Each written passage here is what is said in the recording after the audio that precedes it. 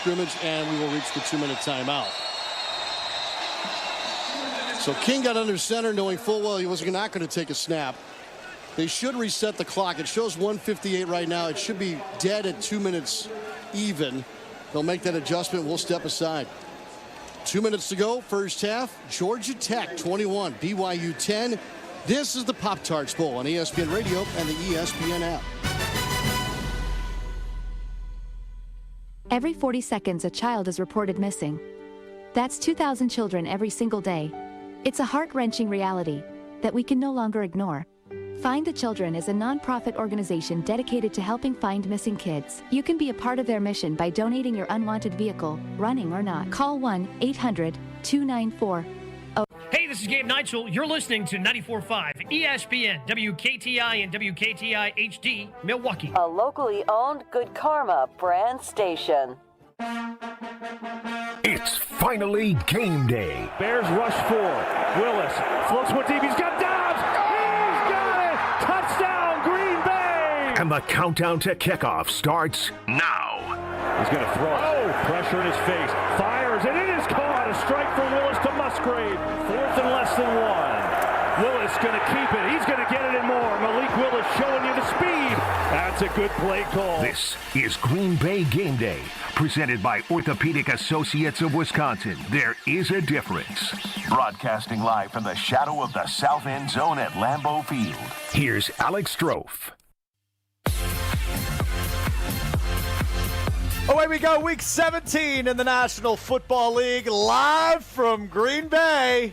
It's Saturday night. Packers-Ravens here, a 7:20 kickoff tonight at Lambeau Field. The final home game of the regular season for Green Bay as they look to snap a 2-game skid, losing back-to-back games in Denver and in Chicago each of the last 2 weeks. I am Alex Strofe alongside Mr. Worldwide Gabe Neitzel, the mayor, Steve Scafidi, ahead of the backup quarterback bowl tonight at Lambeau Field. Likely, we don't have an official designation on whether or not Lamar Jackson will go for Baltimore, but certainly sounding like it could be Snoop Huntley and Malik Willis, as Jordan Love did not clear concussion protocol. So we'll get into a ton. We'll get into the heartbreak of last week in Chicago. We'll get into the division stipulations as the Minnesota Vikings give the Packers a wonderful Christmas gift by eliminating the Lions and solidifying the Packers in the postseason here in the 2025 season. But before we get into all of that, Gabe Neitzel, very likely the last time Malik Willis starts a game for the Green Bay Packers.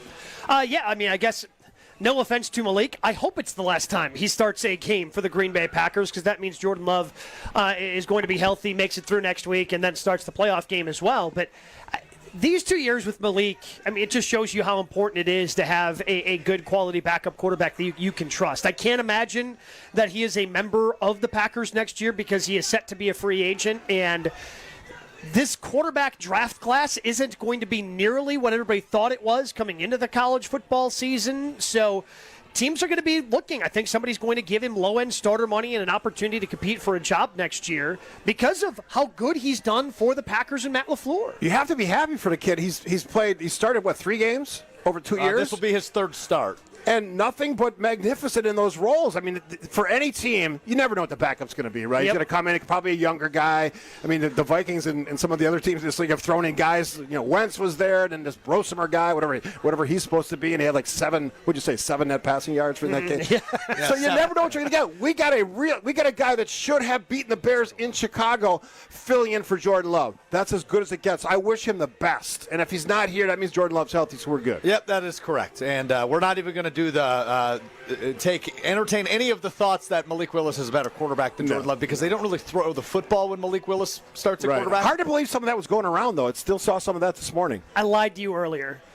They only had 3 net passing yards. The Vikings only had 3 net passing yards. And they won by double digits. Max Prosper had 51 passing yards and then was sacked a handful of times, losing 48 yards on those. That's amazing. On those sacks. What did Jefferson end up with touchdown passes? Does he still have 2? Yeah. So I thought that was 2 because I said at a party I was at Christmas, because I hate watch that whole game. I said Justin Jefferson only has 2 more touchdown passes than I do this year. I love that. I like that you hate watched it but left happy. Yeah. You left with the solidification the Packers will again be in the playoffs under head coach Matt LaFleur, who we will get to in the next segment. But just on the Malik Willis note, because I asked you this kind of jokingly before the show, I'm going to ask you it. You can answer it jokingly or seriously, however you want to open it. Gabe Neitzel, how will you remember the Malik Willis hair in Green Bay? Honestly, I mean, I am going to remember it incredibly fondly. I mean, he saved the Packers early last season, because it was the first game, and you're sitting there going, man, Malik's going to be starting this next game after Jordan Love gets hurt down in Brazil. And, I mean, you see it every year. The numbers of, you start 0-2, the percent chance of you making the playoffs just goes down. And I did not have any faith in Malik Willis because of what he did in Tennessee. He had former teammates and guys like Taylor Lewan going on national television saying this guy doesn't know ball, he can't win with him, all these different things. Yeah, I believe it was your coach, Jen Latta, who had a report that he struggles with football, I believe was the terminology. That is correct. I remember hearing that. That was somebody that she had talked to, and all he did was be fantastic for the Packers last year. Even in the game, the one game that now he's played in 2 games, both against the Bears, where he's come in and the team has lost. I mean, he was still, it wasn't on him last week. Absolutely. Yeah, I know he fumbled he probably got out of the snap a little too quick on the 4th down turnover, but they shouldn't even been in that position. Correct. He led them to a game-tying field goal in this building last year against the Bears in the regular season finale. Every time he has been asked to step up for the Packers, he has always answered the call, and that's all you can ask for out of a backup quarterback. And he has been a very valuable member of this team the last couple of seasons because of what he's been able to do. If and when he leaves, and it's probably when, he has earned random jersey honors. I would be proud to wear a Malik Willis jersey after he's gone. It's a great call. Awesome, in right? 7 or 8 years, Gabe, when we're doing State of the Packers at Summerfest. There's a Malik Willis jersey. Yeah. Yes, right on, dude. Thanks for wearing that. That's a great call by you. When he leaves, I'm going to find one on the discount rack. That's a good call by you. That's right. Good call by you. Green Bay Game Day is presented by the Orthopedic Associates of Wisconsin. There is a difference. We are live at the Tundra Trio just outside of Lambeau Field. It's Packers-Ravens here on Saturday Night Football. I think when we were looking ahead to this one even 2 weeks ago, Gabe, we were going, that could be a big one. Ravens are playing for something. We could be playing for potential division implications or playoff seeding implications. And now all of a sudden we're here, and you're going, the Ravens aren't very good. Malik Willis is starting for the Packers. They have a playoff spot secured, and they're a game and a half back of Chicago. It's lost a little bit of its luster. Sure, but I think you want to avoid being that 7 seed if you can, if you're the Green Bay Packers, and it starts by winning this game. Yes, you need help.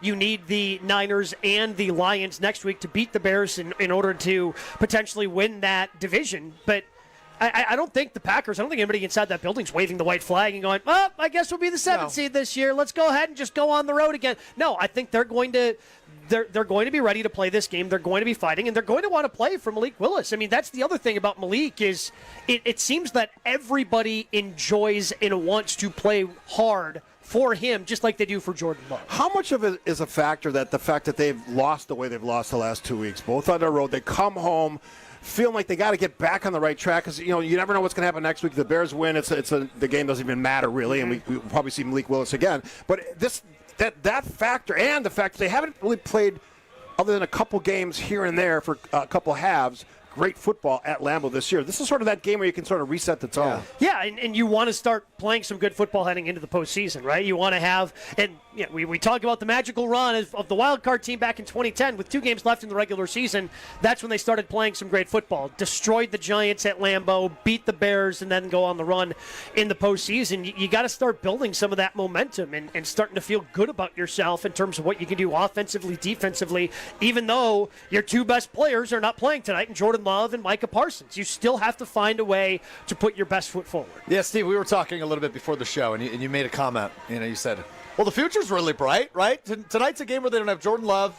Gabe mentioned Micah Parsons. They also don't have Tucker Kraft. They don't have Devontae Wyatt, who will be on the 5th-year option next year. They have a lot of younger players that play significant roles in this team that are out of this game tonight, but I think there's still a little bit of level of faith that, okay, Jordan Love's healthy. Matt LaFleur gets in his bag. Jeff Hafley gets in his bag. This is still a team that can go on a run in a league that we've seen maybe more parity than we ever have heading towards the postseason. Injury-wise, we took a bad beat this year. I mean, we lost superstars. And Tucker Kraft was out of his mind. He was like the tight end in the NFL. Everybody was talking about him when we were on national TV. They raved about him. He performed at the highest level. Obviously, Micah Parsons, still an All-Pro, probably. Certainly a Pro Bowl. Did what he was supposed to do. This team is still going to be awesome next year. Now, the rosters change, and I'm sure Matt LaFleur and Goody will remind us, you never know. And you were telling us before the game, there's decisions to make on the defensive line, offensive line, so you never know who's going to show up, who's going to be there. Obviously, for me, next year, bring those guys back, get a cornerback, find a cornerback that can – look, Keyshawn Nixon is fun to watch on occasion, but he broke our hearts last week, and he got destroyed on two plays. He did. He did a good job in the second one. It was a fantastic pass by Caleb Williams. Yeah, but what are you going to do? It was the good other coverage, one, but it was a great pass. Yeah, the other, he just got lost in coverage, which can't happen with a veteran. But, I mean, it is going to be a very interesting offseason with some of those players and decisions you have to make, because you also don't want to create too many holes for yourself because you're down a first-round pick. And again, I am not I don't want to make it seem like I am complaining about being down a first-round pick. I would make that trade once again, giving up those draft picks to go get Micah Parsons. But you don't have as much available to you this upcoming offseason. So, yeah, what happens with Sean Ryan? Do you let him walk? Do you what do you do with Rasheed Walker? How much could he potentially stay for? Do you feel good about Jordan Morgan kicking out there? Yeah. Defensively, Quay Walker, is he going to be somebody that you throw a little bit of money to? And maybe Adrian Cooper comes back the way he was first year. Yeah, and so there's just a lot of decisions that have to be made. But that's, again, these last two games probably factor a lot into guys like Quay Walker. If Quay comes out and plays and is one of the reasons why the Packers end up not missing Micah Parsons all too much, because, well, he's Micah Parsons, you're going to miss him no matter what. But if he can help be one of those difference makers on the defense without Micah, you're going, okay, maybe we bring him back and keep that athleticism at the linebacker position. And he's going to have a big game tonight.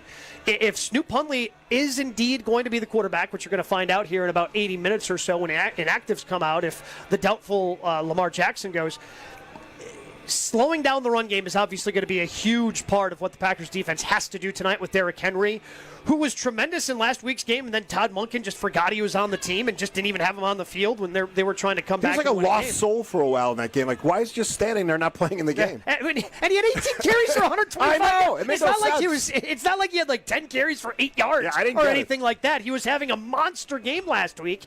So you know that they're going to want to feed him early and often. And if you can slow him down and go, all right, Snoop, you got to go out there and beat us, that's how this defense can maybe force a couple of turnovers and get by without Micah Parsons, at least in tonight's game. So when it comes to playoff seeding for the Packers with 2 weeks remaining in the regular season, it's pretty simple. In order to not be the 7 seed, you need at least somebody to lose out, whether that's the Rams, the Niners, or the Bears. What's helpful in all of that is the Niners and Bears play each other tomorrow night, so one of them will walk away with a loss with only 1 game remaining. The Bears' Week 18 opponent is the Lions, that game in Chicago. And the Niners' Week 18 opponent, well, currently the 1 seed in the NFC, that's the Seattle Seahawks. So you could get out of that 7 seed, but on top of needing somebody to lose out, you also need to win out. You need to win both your 2 final games, which is certainly doable for the Packers here against likely Snoop Huntley and the Ravens in the next week in Minnesota. It's interesting, though. I think most fans would want to go back to Chicago and beat up on the Bears. I mean, am I wrong on that? And if you're the 7th seed, that's very likely. I would love for that opportunity, but I would love to be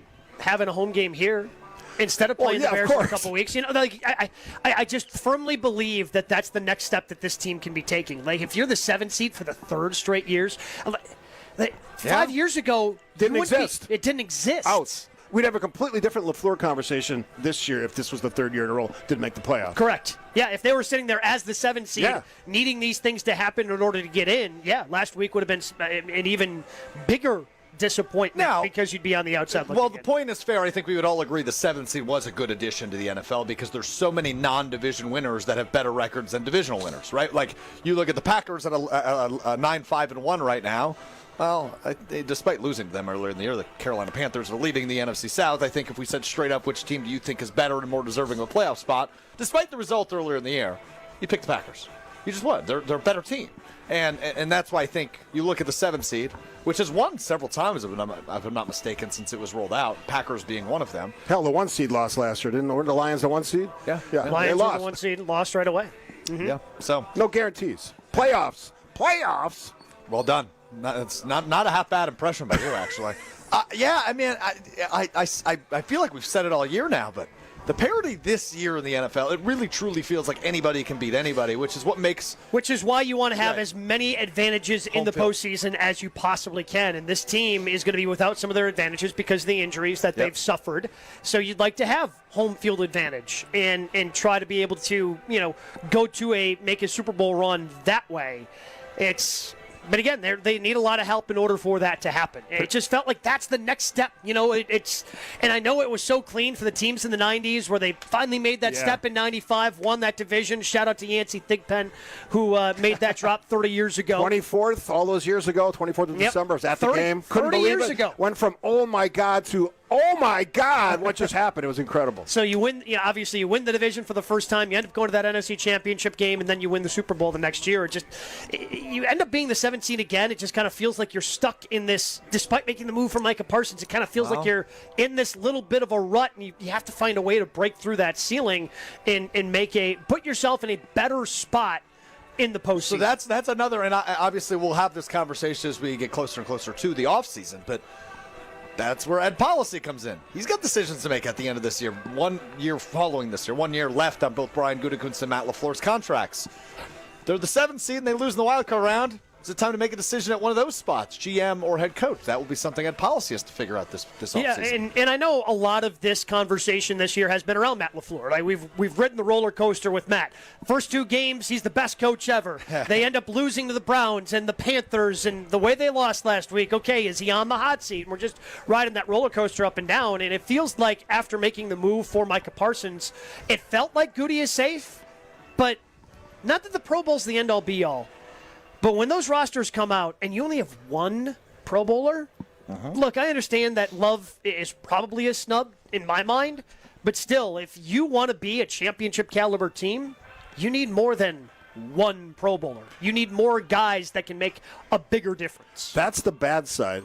On the plus side of this conversation about talent in this team, they haven't been blown out of a game all year. Yep, they're in every game against some really good football teams. So it's hard to say they're, on the down slope because they're not. They got a young team. They're going to be great next year when everybody comes back. Well, to your point, hopefully. that was something they struggled with a year ago. Yeah. Right? So, and that's against really good teams. They lost all those games last year. That hasn't been the case in 2025. To Gabe's point, I guess on the flip side of Gabe's point, they really have 3 Pro Bowlers, right? One of them tore his ACL November 2nd, and Tucker Kraft. And Love probably more a than snub. likely. I mean, sure. You feel really good about him as your franchise quarterback, so I Yeah. guess I don't really care if he's a Pro Bowler or not. Rashawn Gary was a Pro Bowler last year. Sure, but it shows you that maybe there's not as much. Well, again, I feel like the roster is in a good spot in order to win a Super Bowl. Yeah. I mean, you think about the team in '96 had 3 Hall of Famers.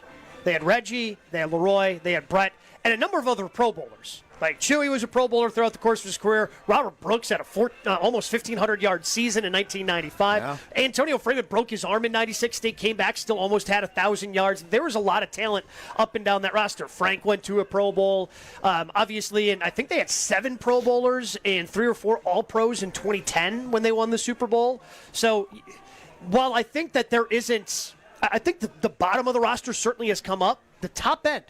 You think of the Super Bowl teams, the teams that go there, the top end of those rosters are usually pretty good. And right now, the way that the rest of the league looks at the Green Bay Packers roster, they don't see a lot of top-end talent. With this disclaimer, if they win those games they should have won, they'd have a lot more Pro Bowlers on this team because the record dictates a lot of this stuff. Yeah, sure. And those games are close. Could have went our way, didn't, and that's why we have the record we have. Green Bay Game Day is presented by the Orthopedic Associates of Wisconsin. Steve Scafidi, Gabe Neitzel, Alex Strofe with you. And we are here at the Tundra Trio tailgate, and you know it wouldn't be Wisconsin football without brats on the grill and Coop's mustard on top. Coop's part of our game day tradition, part of my game day tradition. From classic yellow to spicy brown to jalapeno and all the in-betweens, they bring the flavor. Coop's mustard, spreading the love since 1897. Steve Scafidi did some research this morning. He's going to tell us about it. Oh, my goodness. I'm a little bit nervous. That's what happens when you get up at 4 o'clock in the morning. I woke up to a tweet from Steve saying, I can't wait to talk about this. Oh, my goodness. Steve Scaffidi's time to shine on Green Bay Game Days next. More Green Bay Game Day coming up on ESPN Wisconsin at 620 WTMJ. When you're injured, you want quick, specialized care, not a long ER wait. The orthopedic care specialists at Ortho ASAP treat fractures, sprains, strains, sports injuries, and more right away. With on-site x-rays and expert care, Ortho ASAP gets you back on track faster. Open 7 days a week with locations in Brookfield and Pewaukee, it's more affordable than the ER. Walk in, get treated, and get back to life. Ortho ASAP. There is a difference. Visit orthowisconsin.com. Experience hot gaming action and a relaxing spa day. Your perfect winter getaway at the island. Book a stay and float package to get both a standard room and a rejuvenating 60-minute float pod therapy session for less than $100. Complement your stay with an elevated dining experience at Horizon Steakhouse, followed by an evening of comedy in Club 41. The Island Resort and Casino's stay and float package runs through February. Call 800-682-6040 to book yours today. Certain days and restrictions apply. Oh no, there's only seltzer left, and it's passionberry almond fruit? Who comes up with these? Kick the aluminum can to the curb and mix up a cocktail you actually want with Tito's. It tastes great, it's gluten-free, and it's available in a variety of sizes for your convenience. The flavor abilities are endless. Tito's Handmade Vodka, the official spirit of whatever you want to drink. Distilled and bottled by 5th Generation Inc., Austin, Texas. 40% alcohol by volume. Savor responsibly. For every athlete, every fan. Whether you're suiting up your team or rallying your fan base, Alpha Custom Apparel brings fresh, affordable designs to the field, court, or stands. We outfit schools, clubs, leagues, and fans with gear that turns heads and builds pride. Need uniforms, spirit wear, or fan merch in a hurry? Our quick turnaround and unbeatable Midwest-based service means you'll be ready for game day in style. Quality designs, comfortable fits, local service you can trust. Create with us at alphacustomapparel.com. Change your grocery game plan to locally owned Century Foods, home of the best meat, freshest produce, and tastiest treats. And free groceries. Okay, just calm down. We'll get to that later. Stay tuned in right here to score free groceries. Stop, please. Okay, I'm shutting up. My lip is zipped. Let's get to this week's specials at Century Foods. Now through Wednesday, save on 5 to 16-ounce selected varieties, Frito-Lay kettle or potato chips, Doritos, or rolled gold pretzels, 2 for $6. 8-pack or 64-ounce selected varieties, Mott's apple juice, 2 for $6. 8-ounce selected varieties, McCormick cocktail or tartar sauce, $2.29. 16-ounce selected varieties, Dots pretzels, $4.99. And now time for the big reveal. Free groceries. Too over the top. Free from Century Foods. Forget it. I'll handle the rest. Enter to win $500 worth of free groceries on Century's Facebook or Instagram by December 31st. Hey, this is Mike from Infinity Exteriors. Buying a roof, siding, or windows can feel overwhelming. Hidden costs, confusing contracts. We don't play that game. We educate you so you can decide. And when you know the facts, Infinity Exteriors is the clear choice. Since 1997, we've installed peace of mind with no surprise upcharges, flexible budgets, and immediate financing. Infinity Exteriors, saving our communities from unscrupulous contractors. Visit infinityexteriors.com. The pursuit of fair wages and top-of-the-line benefits is achieved when the right union has your back. The Sheet Metal Workers Labor Union is extremely diverse, representing Wisconsinites working HVAC, architectural metals, welding, specialty fabrication, and much more. Make great living wages with outstanding benefits, pensions, and apprenticeship programs in trained, safe working environments. The Sheet Metal Workers Union is a leading force in the revitalization of the labor movement in Wisconsin. This is Green Bay Game Day, presented by Orthopedic Associates of Wisconsin on ESPN Wisconsin at 620 WTMJ.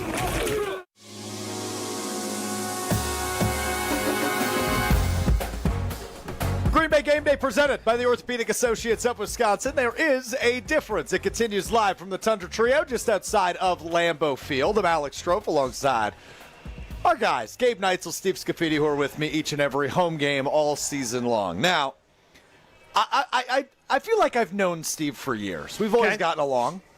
But as we've continued to do this show together each of the last 2 years, I've gotten to know more about what type of fan he is. Little doomsday at times. Little doomsday. little dark.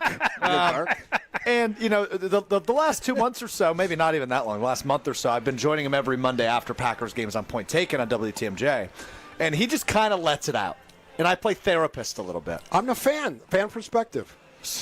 Yeah, it's a perspective. No doubt about that. No offense, Steve, but I think you can find a better therapist than this guy, right? No, my wife says the same thing. She gave, honest to God, after the Bears game, she gave me the "it's only one game" speech. Here's a true story. Right before all the chaos happened in that game, she goes, "You've been so quiet and reserved this game. I'm proud of you." And then that play happened, dropped that onside kick. I unleashed probably double digit, maybe 24 F-bombs in the course of like 5 minutes. I mean, every phrase had multiples in it. She goes, I cannot deal with this. So that's my state of mind when I show up on Monday to talk to Alex. Sure. And I didn't even wait. I was going to fire people. I was getting rid of Dobbs. I was getting rid of Dobbs that night. I mean, I overreaction Saturday. Yeah. I mean, that's how I live and die with the Packers. Yeah. So and you're not alone. You can imagine my concern when I woke up this morning and saw this tweet at 5:10 a.m. from Steve Scafidi. Yes. I have a lot to say on ESPN Wisconsin and 620 WTMJ's Green Bay Game Day coming up at 4 today with Alex Strofe and Gabe Neitzel. I don't think Matt LaFleur and Rich, he's my guy, Bisaccia, will like any of it. Don't care, needs to be said. So, Steve Scafidi, the floor is yours. So what riled me up is when I saw LaFleur's presser when he said that the special teams were pretty good, and then he talked about catastrophe plays, and we were talking before the game. There's at least 3 or 4, probably 4 catastrophe plays this year. One is allowable in a season that's this important. He has 3 or 4. I am not a Rich Bisaccia fan. I don't like his facial hair. Either grow a beard or go clean shaven. You're so far out of date. What are you, a pirate? Come on, dude. What are you doing? And I get that he's LaFleur's guy. He's also assistant head coach. What is he responsible for? What is he doing besides the special team? You know the games. I could go back in our history, whether you go 2014. Can you not, actually? Yeah, I mean, did you not feel the same way on Saturday? Of course you did. Probably not to the same level, but it was the same level NFC of Championship versus regular season. Yeah. But it was the Bears, my goodness. So I spent some time on that, and we know that the previous 2 guys in that position, special teams, one guy's, I believe, out of football. Meninga. Sean Meninga. And then Creighton or Drayton. What's his name? Drayton. Drayton. He's the coach of Citadel, and he's got like a 5-27 record. So he went on to great success in college. It's his alma mater, so I'm sure he has a cushy job and a big salary. But Rich Bisaccia, please explain to me what this guy's magic is other than he's Matt LaFleur's friend. Now, as Gabe and I brilliantly discussed on Twitter last week, look, they're not going to fire him. It's in the season. They're a 9. What are they? 9-5-1. Yep. Yeah. They're not going to fire him. Mm-hmm. You're going to the playoff, so that's a given. But I demand better. I want a better team. So I looked up Matt LaFleur's record. Great regular season coach. Mm-hmm. Basically 2 wins to every loss throughout his whole career. He obviously went to the NFC Championship game with Aaron Rodgers. He's made the playoffs now 3 straight years, albeit probably the 7th seed, which would have been a thing about, what did you say, 5 years ago? Yeah. Yep. But at home in Green Bay at Lambeau Field, he has a losing playoff record, which is never acceptable. So don't tell me he's a great coach. Anybody. Now, this argument that I've heard online and on radio all this week that, fans are saying he's not a good coach. Everybody said he's a good coach. He's not a great coach. Great coaching is defined by getting to the playoffs, advancing in the playoffs, getting to the championship games, or getting the Super Bowl. He has not done that other than the first year with Ron. What is he, 2-2 in his playoff career at home? He's 2-3. No, at home? Yeah. He has 2-2? I don't think he's 500. I think he's under 500. I think it's 2-2 because they would have, his first year they got the bye. They would have beaten the Rams at home, went on the road to the Niners, lost. We'll Google it. The following year they won at home, then lost to Tampa Bay, and then they lost to San Francisco. And those are the only home playoff games. 2-2. Right, so 2-2. Yep. And he's won in Dallas and lost in Philly. He's lost in Philly, San Francisco. He has a losing record. Yeah. I expect better. This is title town for a reason. You get to those games and you win, and this has not been the story for so long since 2010. So I won't argue that. I would just say under those expectations and everything you just spelled out, there's probably 2 great coaches in the NFL. Andy Reid's one of them. No, Sean Payton. Sean Payton's like 500 in the playoffs, Yeah, pal. Sean Payton's not I got bad news for you. If we're gonna be doing that, Well, what did I say? He's won a Sirianni? Super Bowl. That's a qualifier. Okay, is Mike Tomlin a great coach? He's had an above 500 record every single year he's hasn't been won there. a playoff game since 2016. He's a good coach, not a great coach. You win a Super Bowl, you're a great coach. So I guess the thing I struggle with, because I guess I agree with everything you said. I've been over Rich Bisaccia since last year. I mean, I think most of us have been. So when we talk about special teams, there are a number of things that you can blame him for. Them being historically bad at punt returns. Yeah, you can blame that on him. Yeah. When a field goal kick gets blocked, sure. But also, like, the Packers' special teams have been so bad for literally the last decade, right? For the last decade. And totally. We now have a new president. We have a new general manager. We have a new head coach. We've had how many different coordinators? I just don't understand organizationally how they haven't been even like accidentally put together a good special teams year. I don't know if it's just something they don't emphasize. I just haven't been able to figure it out in my head because it hasn't made sense. Beyond the Chicago Bear game reality, which is painful for all of us Packer fans, the fact that their special teams are ranked anywhere, depending on which source you look, anywhere from 21st to 26th in the NFL for special teams. When you're paying this guy a fortune, is not acceptable as a fan. So he could be the nicest guy. I know the reporters love him. Certainly Matt LaFleur loves him. I don't need to love the guy. Just do something in that job. I also don't care how much money he's making. Like, the money he makes doesn't affect the cap. Pay for performance. Well, sure. Like, so I guess I don't care how much money really, outside of salary cap players, I don't care how much money anybody's making because the Packers literally, they've got a money machine inside. Yes, they're printing it right now. It's just coming out. They got a money tree So inside. while I guess I just don't give a rip how much, and that's something that everybody always brings up with Rich Bisaccia. Oh, he's getting paid all this money. But he's I don't care about the dollar amount, I guess. I care that he is the number one paid special teams coordinator in the National Football League, but yet they consistently have a bottom five group. Which is, and I will say this, working with Q Myers on Friday nights on the network. So Q covers the Raiders. He's out in Las Vegas. And when we were having a conversation about the Packers and I had mentioned how bad their special teams were, he was floored. Because that's how much Rich Bisaccia is respected around the league. It doesn't make any sense. Well, he was a head coach for a moment in Las Vegas with the Raiders, right? He was a fill-in guy. And so he's the one who filled in for Gruden and led them to a playoff appearance. Right. Like, galvanized the group with everything that was going on distraction-wise with Gruden. Raiders fans still view that as a mistake. Not retaining Rich Bisaccia, Correct. because I read that a couple of weeks ago because they're so bad this year with Pete Carroll at the helm. And somebody went on a big tirade about how it was a mistake they didn't retain Bisaccia. And I'm viewing it from the same scope as Steve most of the time. I'm like, nothing's gotten better since he's gotten to Green Bay. I think I brought up with you the Sean McVay example. He fired his special teams coach in season because they had these catastrophic plays. What's the difference? What's the difference? It's the first time McVay's done that in his really successful tenure in in-season coaching change. Again, something LaFleur has never done. I look at, while there are things you can certainly blame Rich Bisaccia for, I do not blame Rich Bisaccia for what happened in Chicago. Did you hear his presser? I don't either. It's on Romeo. This is what I didn't like, though. He complained about the fact that the configuring of how the NFL makes them position themselves is part of the responsibility of why that happened. I'm not buying it. You play within the rules of the NFL. You have to go after that ball. I thought he was timid. That's not on Rich. That's on Romeo in the moment. You have to go after the ball. I thought he waited for the ball. You think Rich Bisaccia in practice before the Bears game was like, okay, Romeo, here's what you do. You got to be timid and let the ball play you. No, that's not what he's doing. Come on, Steve, you're smarter than this. Better coaching means those guys are going to be aggressive. The Bears were aggressive. That's why they got the ball. Yeah, I mean, that's on Romeo. It's 100% on Romeo. Of course, it's also the player, but it's also the coach. The coach is ultimately responsible for the conduct and performance of his players. Okay, all right, then I don't want to hear that. Then you need to hold Jeff Hafley to the same. Absolutely, absolutely. But I didn't hear anybody blaming Jeff Hafley after Keyshawn Nixon blew coverages. Well, if you would have asked me, I would have blown him up too. I was unhappy at everybody. We just had that conversation. We're like, oh, Keyshawn blew this coverage. What? Okay, then we have to keep that same energy if it's always on the coaches and never on the players. I love the passion here. I blame players more than I blame coaches most of the time. You do, because players are the ones out there. Like they deserve the majority of the credit. They deserve the majority of the blame. And coaching can certainly make a difference. But I no matter what sport we're talking about, it usually comes down to the players and the caliber of the player. You are right. It's a good self-evaluation by you. It's something I've picked on working with you. And I don't think it's necessarily wrong to blame the players, specifically in this situation.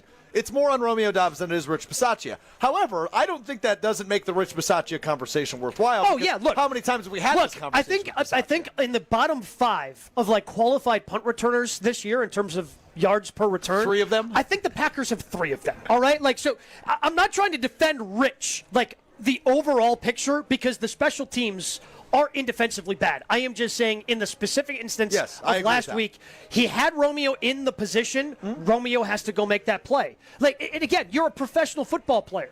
Like, a high school coach is going to tell you you can't let that ball play you, because especially, I mean, you hear about it all the time with shortstops, right? Hey, you can't let the ball play you. You got to be aggressive, and that's a round ball. Like, that's going to take a truer hop than whatever a football can do once it's on the turf. It was a moment that you could not let that happen. You could not let that happen, and it happened. And it was the most... Well, and the crazy part is, it like, just blew us away as fans. As critical as I've been of Romeo at times this season, and I have been very critical of Romeo, I feel like he has gotten too many targets at times. His skill set of being somebody that is good at operating in crowds, his hands are fantastic. Like, that's the guy I probably want in that spot, and he just let the team down. Well, over at ESPN.com today, the title reads, Packers playoff hopes hinge on special teams, written by Rob Domofsky, who's going to join us coming up next. Can't wait to hear Scafidi and Domofsky on special teams. Oh, so we're not even going to play in the playoffs? If we're hinging it on special teams.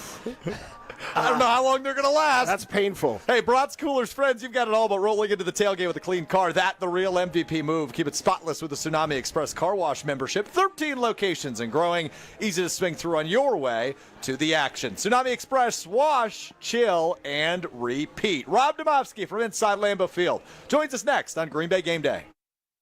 More Green Bay Game Day coming up on ESPN Wisconsin at 620 WTMJ. Homer here for Window Nation's end of the year sale. It's cold here in Milwaukee, and if you've been thinking about new windows, it's good you waited, because during Window Nation's end of the year sale, get 50% off, plus you could get 0% interest for 5 years. On windows that stop the cold wintry drafts, seal out moisture, and so energy efficient, you'll save money on your utility bills. Installed in 1 day. Lifetime warranty and an A+ rating from the Better Business Bureau. Sale ends soon. Don't miss out on big savings. WindowNation.com to get started. Hey sports fans, looking to level up your next private event? V Private Bar Services is your game changer. Move beyond the ordinary. V Private Bar Services crafts custom cocktails tailored to your brand and your guests' taste. Imagine a bar experience that's as unique as your business. Our expert mixologists will create a memorable experience that your clients and team will rave about. From signature cocktails to full-service bars, we've got you covered. Be the MVP of your next event. Visit vprivatebar.com to book today.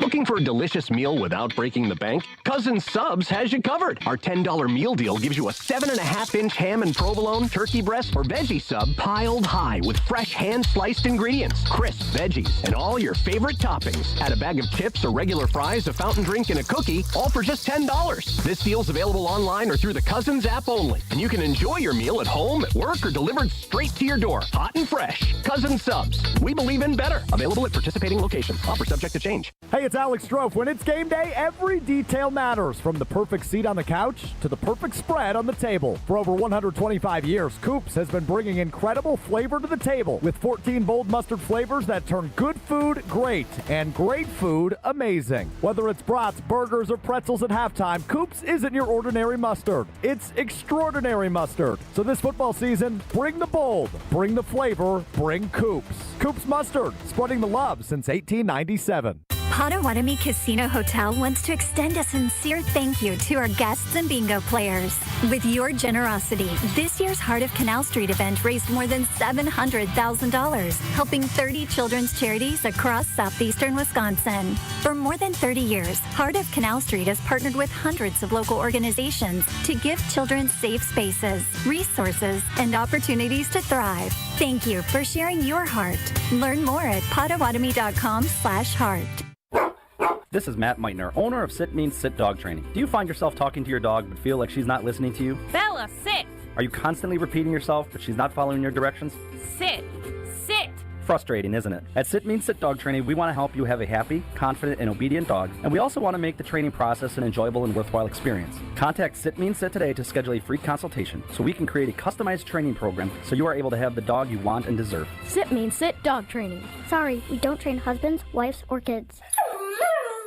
Selling your home during winter may surprise you. Serious buyers are still out there and often more eager to move. Homes get strong offers this time of year, and with less competition, your listing can really shine. I'm Tony Wendorf with Tony Wendorf & Associates First Weber. And I'm Lindsay Bendler. Our team leads with faith, gratitude, and giving back, donating over $200,000 to local causes since 2020. Tony Wendorf & Associates is ready to get to work for you with our white glove selling experience. Just search online, Tony Wendorf. A real estate team that always leads with faith and gratitude. Tony Wendorf & Associates. Ben Brust here, and let's cut the crap. I've been sold the lie with sportswear too. You pay a fortune for big name gear, a fancy logo, and a slogan, and it still stinks. Then I found Iron Jock, and now it's all I wear. It's built on science. Their silver ion technology is woven right into the fabric. It kills 99.9% of odor-causing bacteria, and it never washes out, ever. Get yours today at ironjock.com. That's ironjoc.com. Welcome back to Green Bay Game Day, presented by Orthopedic Associates of Wisconsin on ESPN Wisconsin and 620 WTMJ.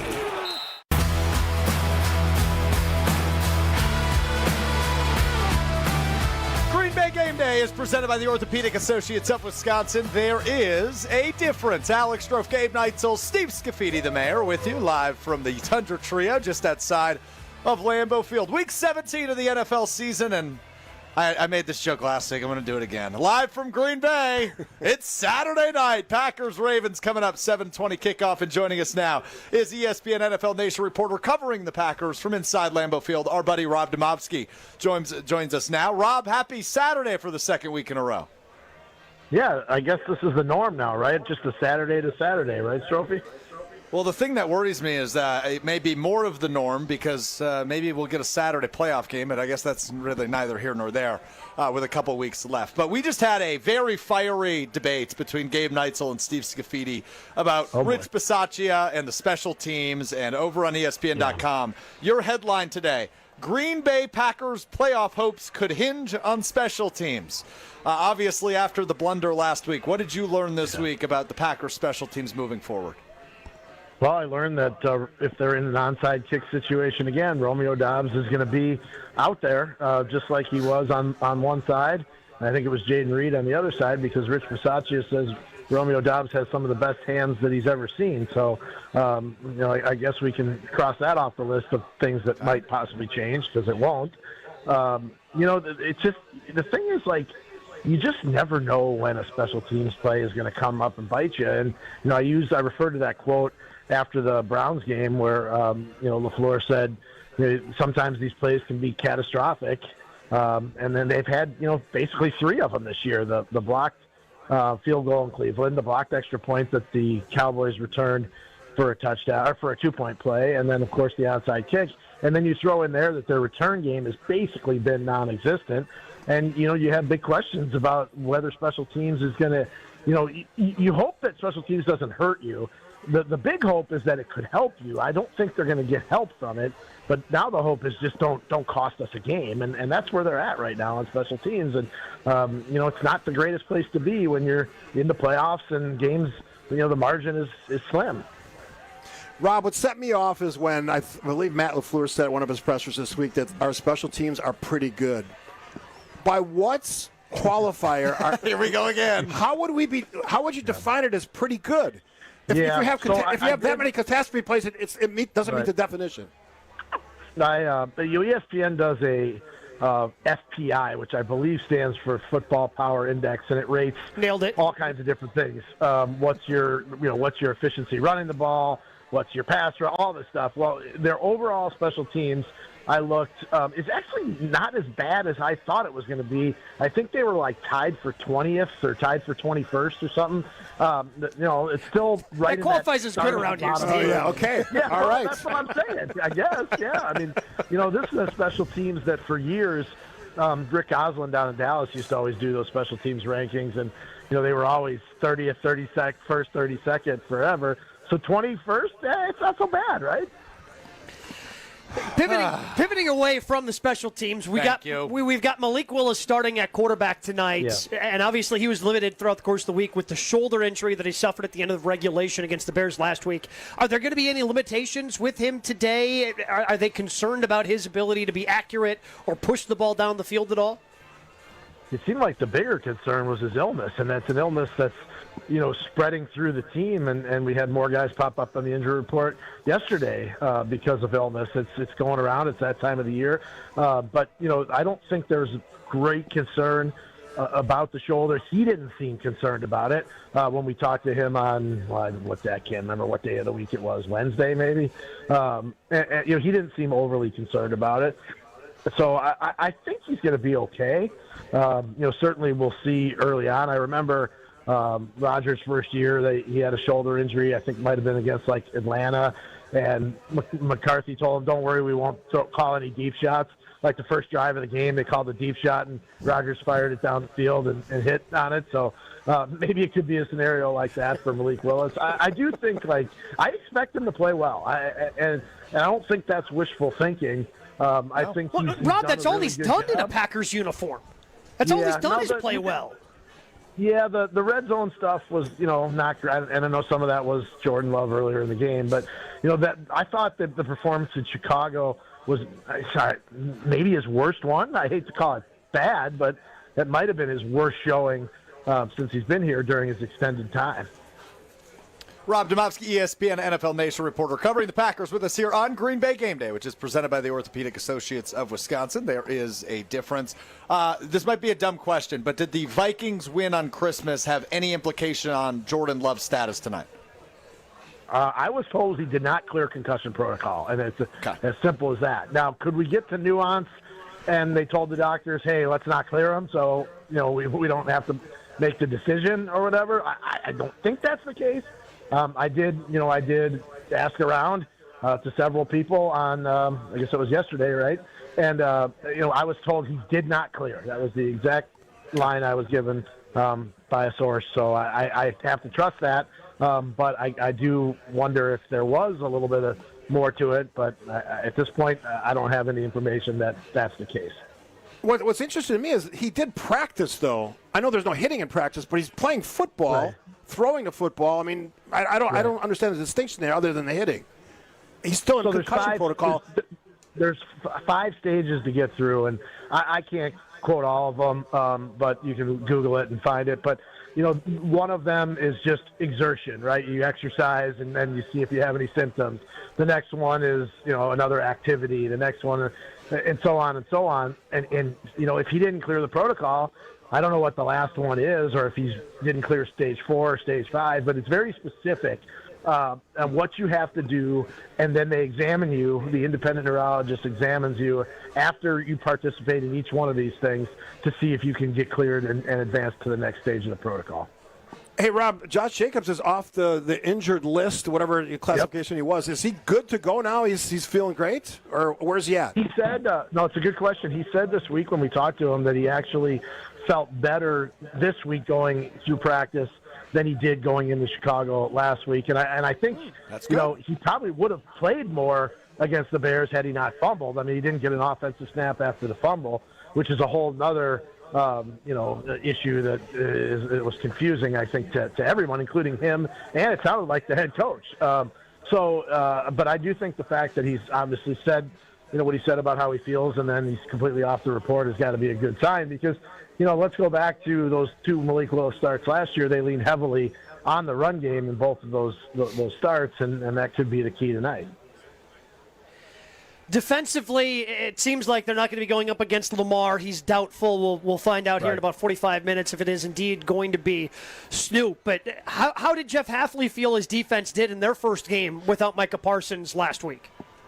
Yeah, he was relatively happy, Gabe, with the pressure. And if you look at the numbers, they pressured Caleb Williams more than Caleb Williams has been pressured all season. It was like on 40-some% of his dropbacks. Now, if Warren Brinson gets that sack without grabbing the face mask, it's a totally different game probably, right? It was 3rd and 20, and they probably get off the field there. God, Rob had to remind us of that. Oh my goodness. Well, it's just unfortunate because he stuck his hand out. All he did was stick his hand out and then get stuck in there. Okay, that's right. Yeah, well, I mean, he's not trying to do it. No. Just, it obviously happened. So I do think, but to answer the greater question, I do think he was fairly pleased with the pass rush. Obviously, not happy with some of the miscommunications on the back end, and he wouldn't necessarily blame Keyshawn Nixon, but I think we all kind of, if you read between the lines, he more or less said that Hobbs and him kind of screwed up that play, and and then the last play of the game, I don't know that Nixon did anything wrong. He just got beat. It was just a better route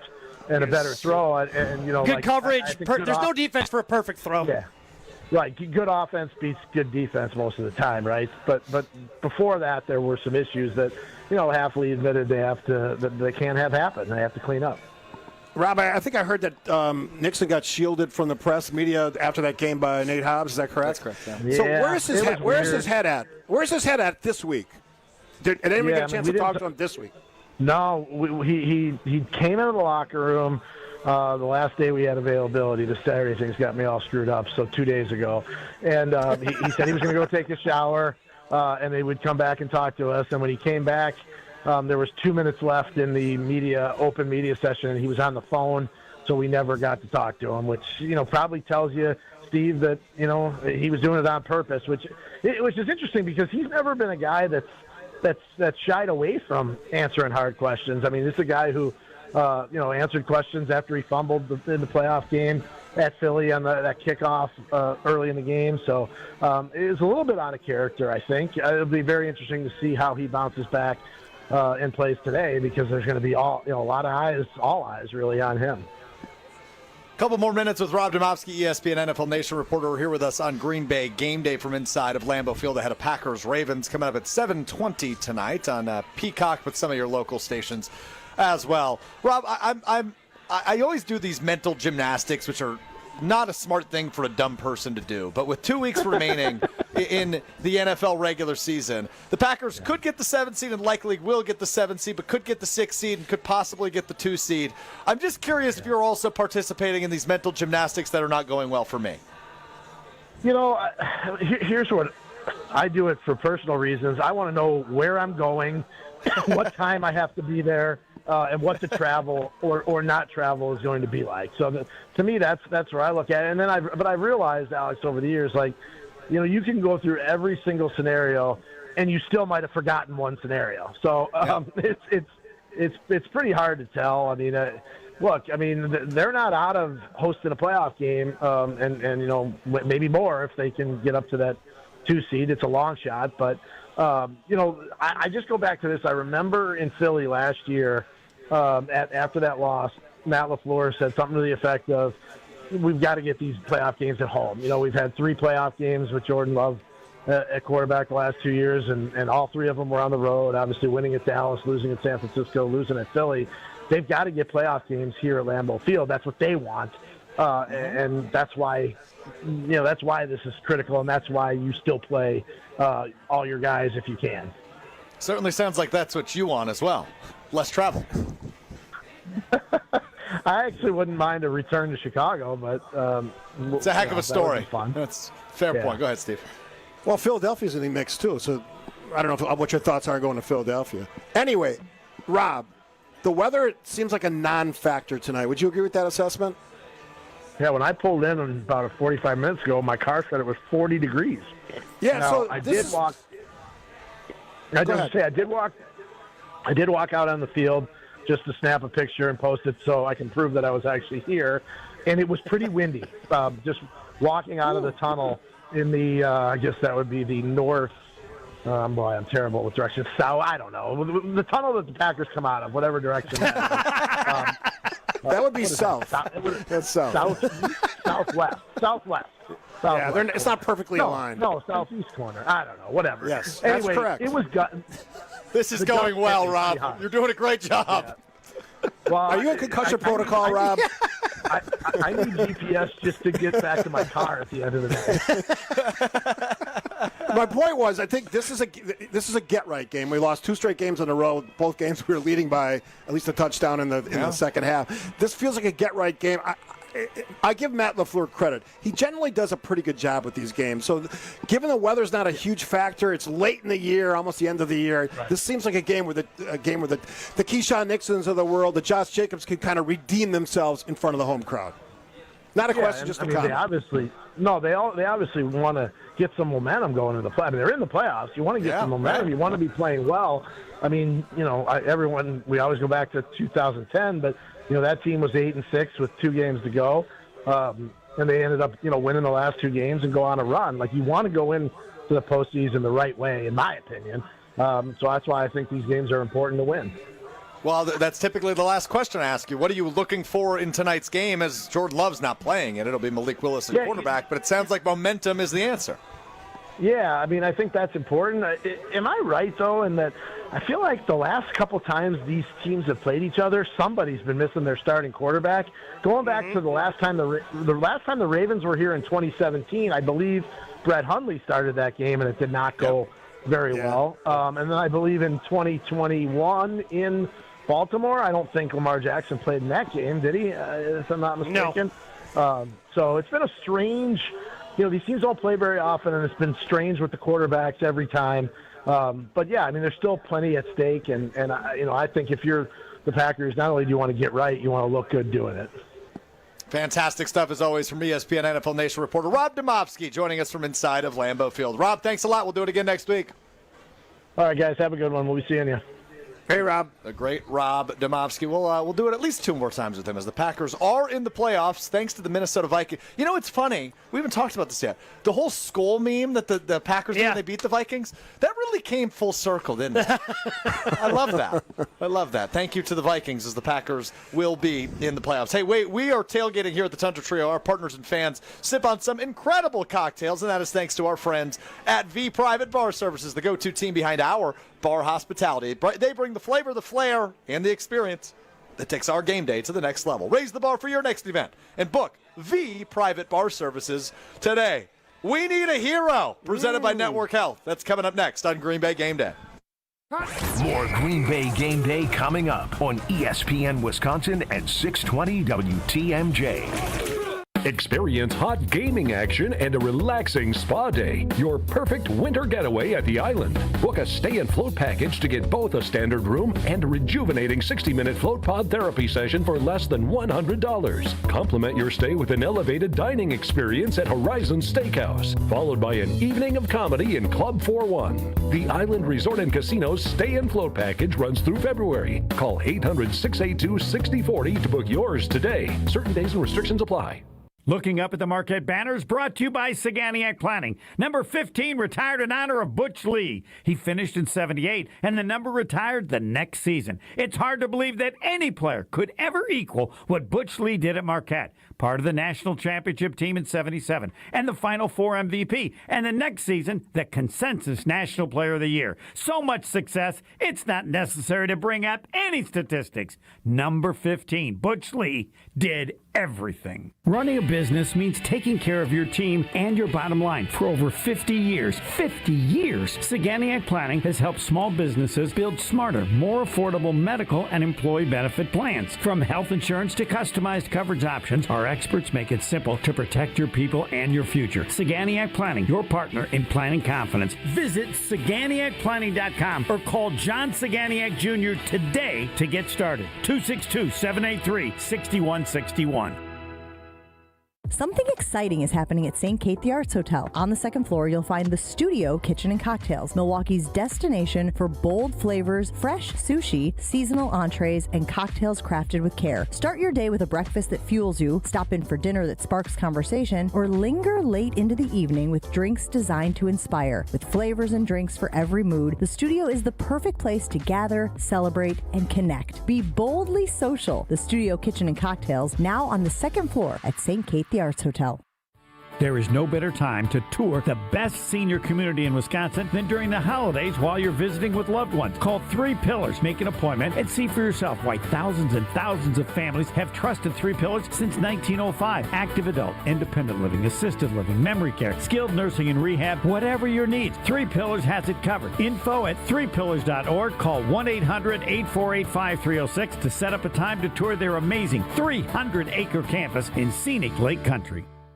Change your grocery game plan to locally owned Century Foods, home of the best meat, freshest produce, and tastiest treats. And free groceries. Okay, just calm down. We'll get to that later. Stay tuned in right here to score free groceries. Stop, please. Okay, I'm shutting up. My lip is zipped.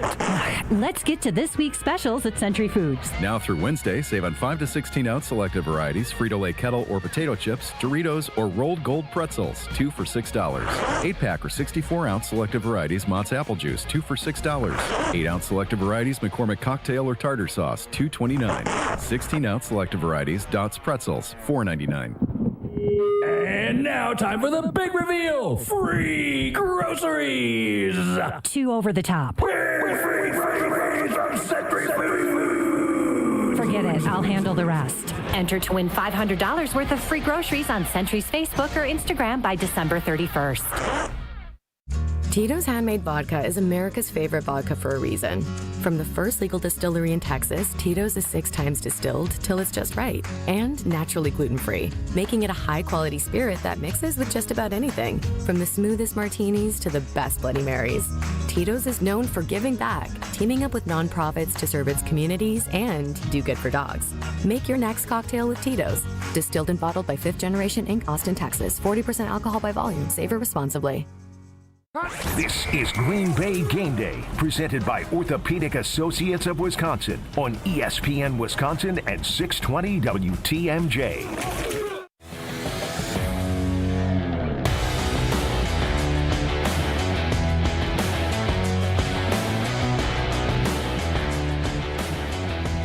Green Bay Game Day is presented by the Orthopedic Associates of Wisconsin. There is a difference. I'm Alex Strope alongside Gabe Neitzel, and spending about another 20 minutes or so with us is Steve Scafidi, the mayor, ahead of the Jason Wilde Hour, which is coming up in just a few minutes. But before we do that, we got to do our Need a Hero. And you've been taking victory laps recently. You've been nailing these. Mm-hmm. I'm going to surprise you today. I mean, I mentioned them already. All right, well, we'll leave it at that for now. Chris Bisaccia? We can only hope, right? Now, that was well done. Hey, Network Health honored to serve many veteran members, and they're also proud to count veterans among their employees because they are based right here in Wisconsin. They're able to develop health plans specifically with their veterans in mind. Network Health. All right, you're going last. I'll go first. Okay. And I'm going to keep it pretty simple. I think it's Josh Jacobs today. I think he, when Malik Willis plays, they don't throw the ball a whole heck of a ton. And, it's 2 of the best running backs of the last past decade going up against one another today, and Derrick Henry and Josh Jacobs. But I think Jacobs outshines Henry on his home field here at Lambeau Field. Today, I'm keeping it simple. Off the injury report, going to get a lot of work. I think Josh Jacobs is the hero I need today for the Packers to beat the Ravens. I'm kind of stuck between a couple, but first and foremost, I want to say it is going to be very important, I think, for the crowd, and I'm a little nervous about the crowd. I've noticed that. Usually as we sit here, 2 hours before the game, the parking lot that we are right next to here at the Country Trio, it is full. Not today. There is not even a line 2 hours before kickoff to get into this parking lot, so I'm a little worried about the energy of the crowd. But the Packers' red zone offense the last 2 weeks, it just has not been good enough. And Malik is going to struggle there. I think the red zone is certainly an area where quarterbacks can separate themselves. You're operating in tight windows, so they need somebody to step up there. And I think it's not Luke Musgrave because that's not the type of guy he is. He does better in open field, kind of bigger shot type plays with his athleticism. So I'm going to say Josh Wiley coming back from his concussion. I think he is going to have to play a big role for the Packers in the red area today if they want to turn those field goals into touchdowns. And this Ravens defense, that's something they have been good at all season long in terms of once teams get in, they are 6th in the NFL in red zone touchdown percentage defensively. I like that one. Mine is going to surprise you because 3 weeks ago at Lambeau Field, who made the final play on defense? In the end zone? Keyshawn Nixon. That's my guy. He's going to redeem himself tonight in front of the home crowd. That's got to happen because he needs to get his head right for the playoffs. This is where it starts. So you brought this up with Rob, and obviously we cover so much ground with Rob in the 15 minutes he spends with us. But that was a really weird situation after the game because I talked with Jason, who was there on Green Bay game night last week. So Keyshawn was going to talk to reporters after the game, and Hobbs kind of stepped in front of him like I'm doing to Gabe right now and said, yeah, he's not talking tonight, which is just strange to me. I don't know why he would assume that he could do that. I mean, yeah, it's because again, like Keyshawn has been, yes, he is somebody who runs his mouth and talks. That's the type of player he is. I know it drives a lot of people crazy, but that's who he is.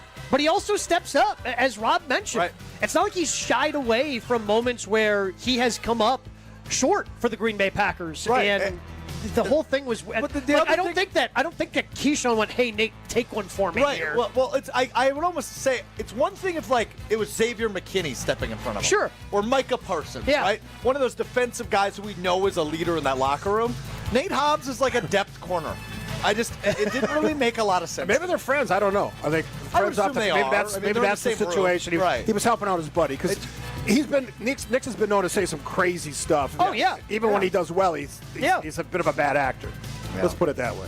That's my pick. I hope he has a good game. I do too. I like that. I like both of your picks today. Maybe even better than mine. Josh Wiley's a bold one. That is a bold one. They need somebody to step up in the red zone, and I think that's the guy that has to do it for him. Argument for me. Did you and Chewy ever talk about the fact that Musgrave can't stay on his feet after he catches the ball? My God. It's like every time he's like a bowling pin, he's falling over. He's kind of like a baby deer. Yeah. He does have a little bit of that going on. But he's been getting more involved the last few weeks. I'm still holding out a little bit of hope for him. I hope so. Not to be Tucker Kraft level, but like a good secondary piece. So we'll see. Anyway, all right. Hey, Green and Gold fans, it is game day kickoff. Your tailgate with Bacardi. Whether it's Bacardi and Cola, lime and soda, or spiced and cola, Bacardi, your game day go-to. Grab a bottle at your local retailer. Live passionately, drink responsibly. Bacardi USA, Miami, Florida, room 40% alcohol by volume. The Jason Wilde Hour of Green Bay Game Day is coming up next on ESPN Wisconsin at 620 WTMJ. More Green Bay Game Day coming up on ESPN Wisconsin at 620 WTMJ. Put a little wow in your winter at the 31st Annual Lake Geneva Winterfest and America's Snow Sculpting Invitational, January 28th through February 1st. Watch 15 top teams create breathtaking masterpieces in snow right before your very eyes. Enjoy bonfires on the beach, a kids' play area, live entertainment, and a sparkling downtown ice sculpture walk. Plan your Winterfest getaway at visitlakegeneva.com. Lake Geneva, where it's always been the place for winter magic. Big ideas deserve a big story and the right audience. At Saturn Lounge, we bring your marketing to life with branding, websites, digital marketing, and video storytelling that stands out from the crowd. Whether it's a TV spot, a campaign, or content built to connect, Saturn Lounge is where strategy meets creativity. From the first spark of an idea to the final cut, we're here to make your message shine across every platform. Ready to make your marketing a success? Step into the spotlight with Saturn Lounge, your launch pad for bigger, better marketing. To tell the world your story, visit SaturnLounge.com today.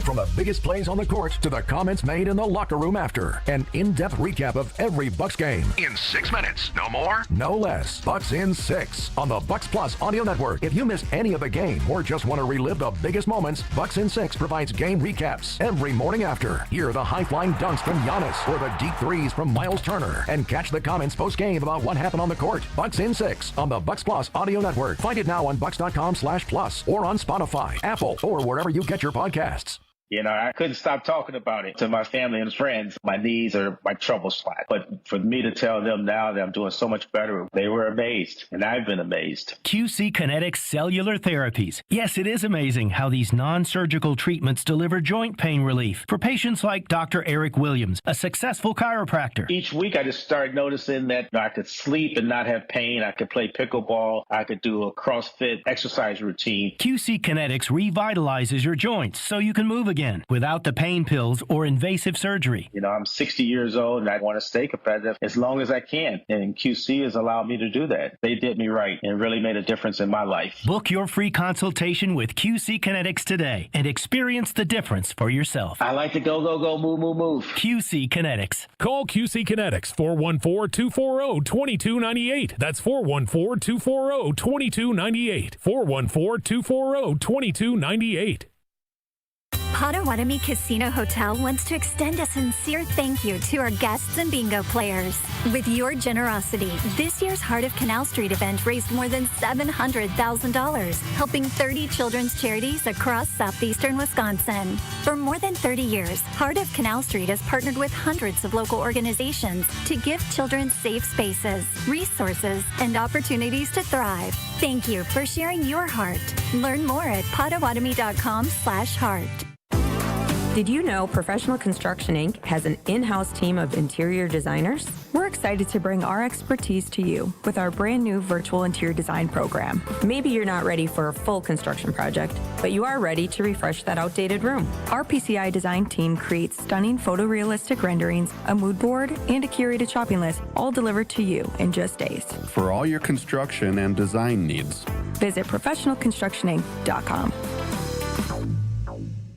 Hey, this is Mike from Infinity Exteriors. Buying a roof, siding, or windows can feel overwhelming. Hidden costs, confusing contracts. We don't play that game. We educate you so you can decide. And when you know the facts, Infinity Exteriors is the clear choice. Since 1997, we've installed peace of mind with no surprise upcharges, flexible budgets, and immediate financing. Infinity Exteriors, saving our communities from unscrupulous contractors. Visit infinityexteriors.com.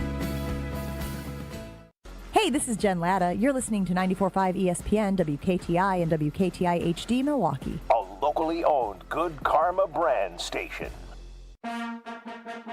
It's finally game day. Bears rush 4. Willis floats one deep. He's got Dobbs. He's got it. Touchdown, Green Bay. And the countdown to kickoff starts now.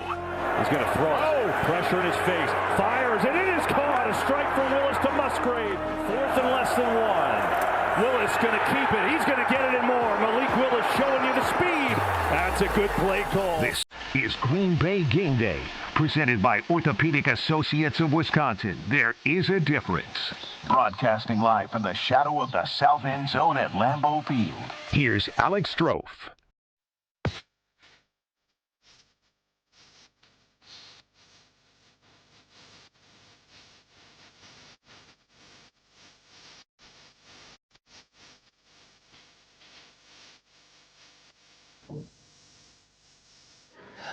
Green Bay Game Day, presented by the Orthopedic Associates of Wisconsin. There is a difference. Rolls on live from the Tundra Trio just outside of Lambeau Field. It is Week 17 in the NFL, and just because we have a new member of the panel, I'm going to do it again, Gabe. I apologize in advance. See, but he liked the joke last week. He's going to roll his eyes this week. Live from Green Bay, it's Saturday night.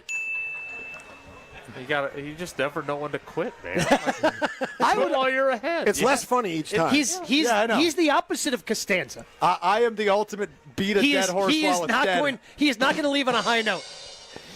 You got to hook him off the stage. That horse is dead. It's dog food right now. Yep. Move on. That is Jason Wilde joining us for the Jason Wilde Hour at the Tundra Trio. Steve Scafidi hanging around for another segment. Game nights. Just to see Jason. Just to see Jason. Well, what's on your mind for Jason? I loved. Thank you for your service. I appreciate. I love listening to Jason. I find myself doing it a lot more as the season goes on.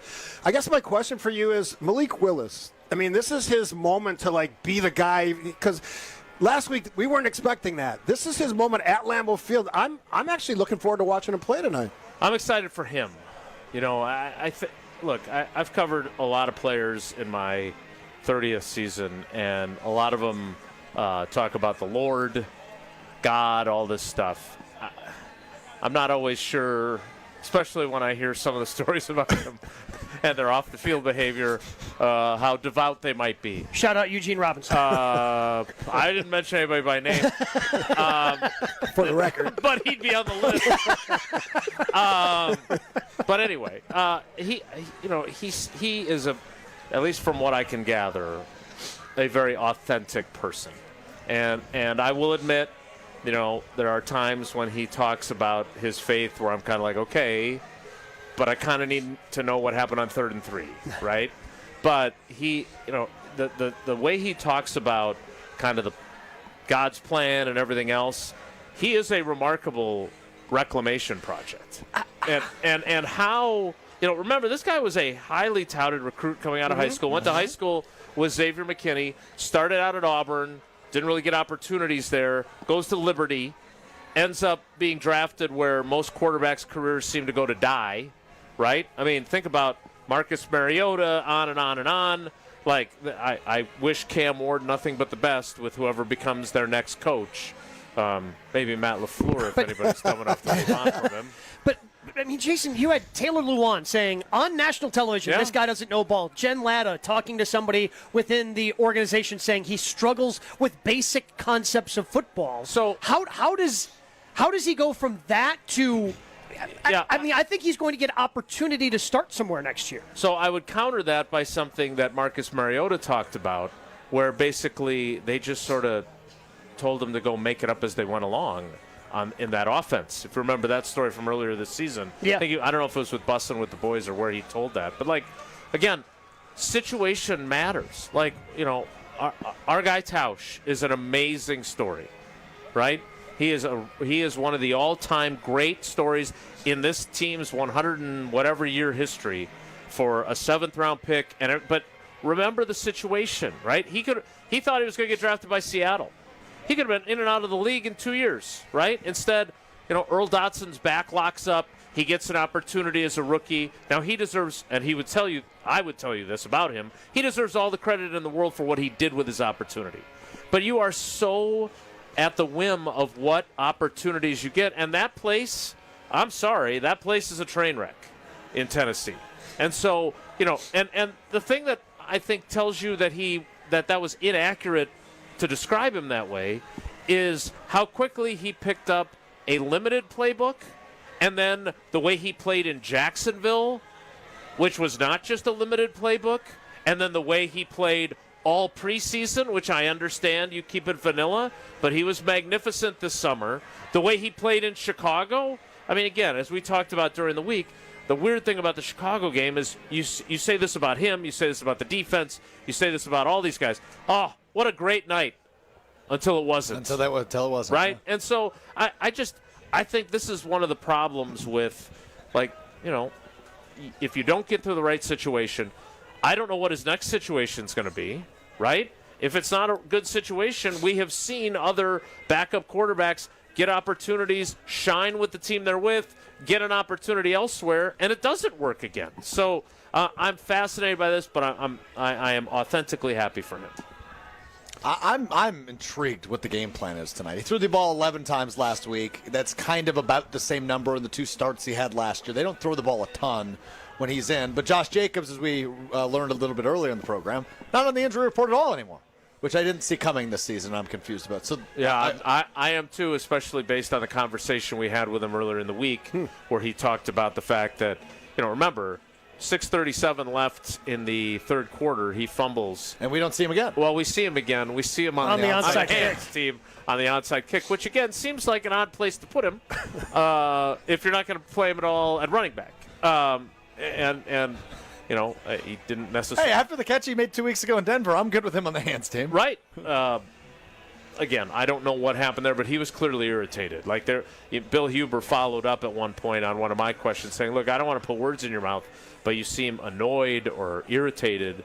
And he basically said yes. And then we get Steno saying, I want him on the field all the time. We got LaFleur basically kind of, but not really, saying that, like, Ben Sermons held him out. Like, again, I'm not exactly sure how that all played out, but if you want to punish a guy for fumbling, fine. That's usually a series.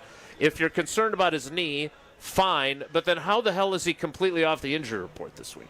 That's the part I don't understand. Well, that's I'm always confused how stuff like that happens because, look, I understand punishing somebody for fumbling. You don't punish Josh Jacobs. Not Josh Jacobs. Totally agree. Like that's not the guy. If he's a first, second-year player, hey, you got to know that's not acceptable. Green, you punish him if you're Mike Holmgren in Seattle. But Josh Jacobs? Yeah. Like, I thought that. I just assumed he was hurt. I just assumed he was hurt when I didn't see him for the rest of the game. But I guess why I bring that up in all of the said is we shouldn't expect him to have any shortage of opportunities then tonight. Josh Jacobs, that is. Again, I wouldn't think so, right? And you want to make sure that you are giving Malik Willis the best chance to succeed, which, by the way, is not that different than what LaFleur does with Jordan Love. I mean, we've talked about this ad nauseum.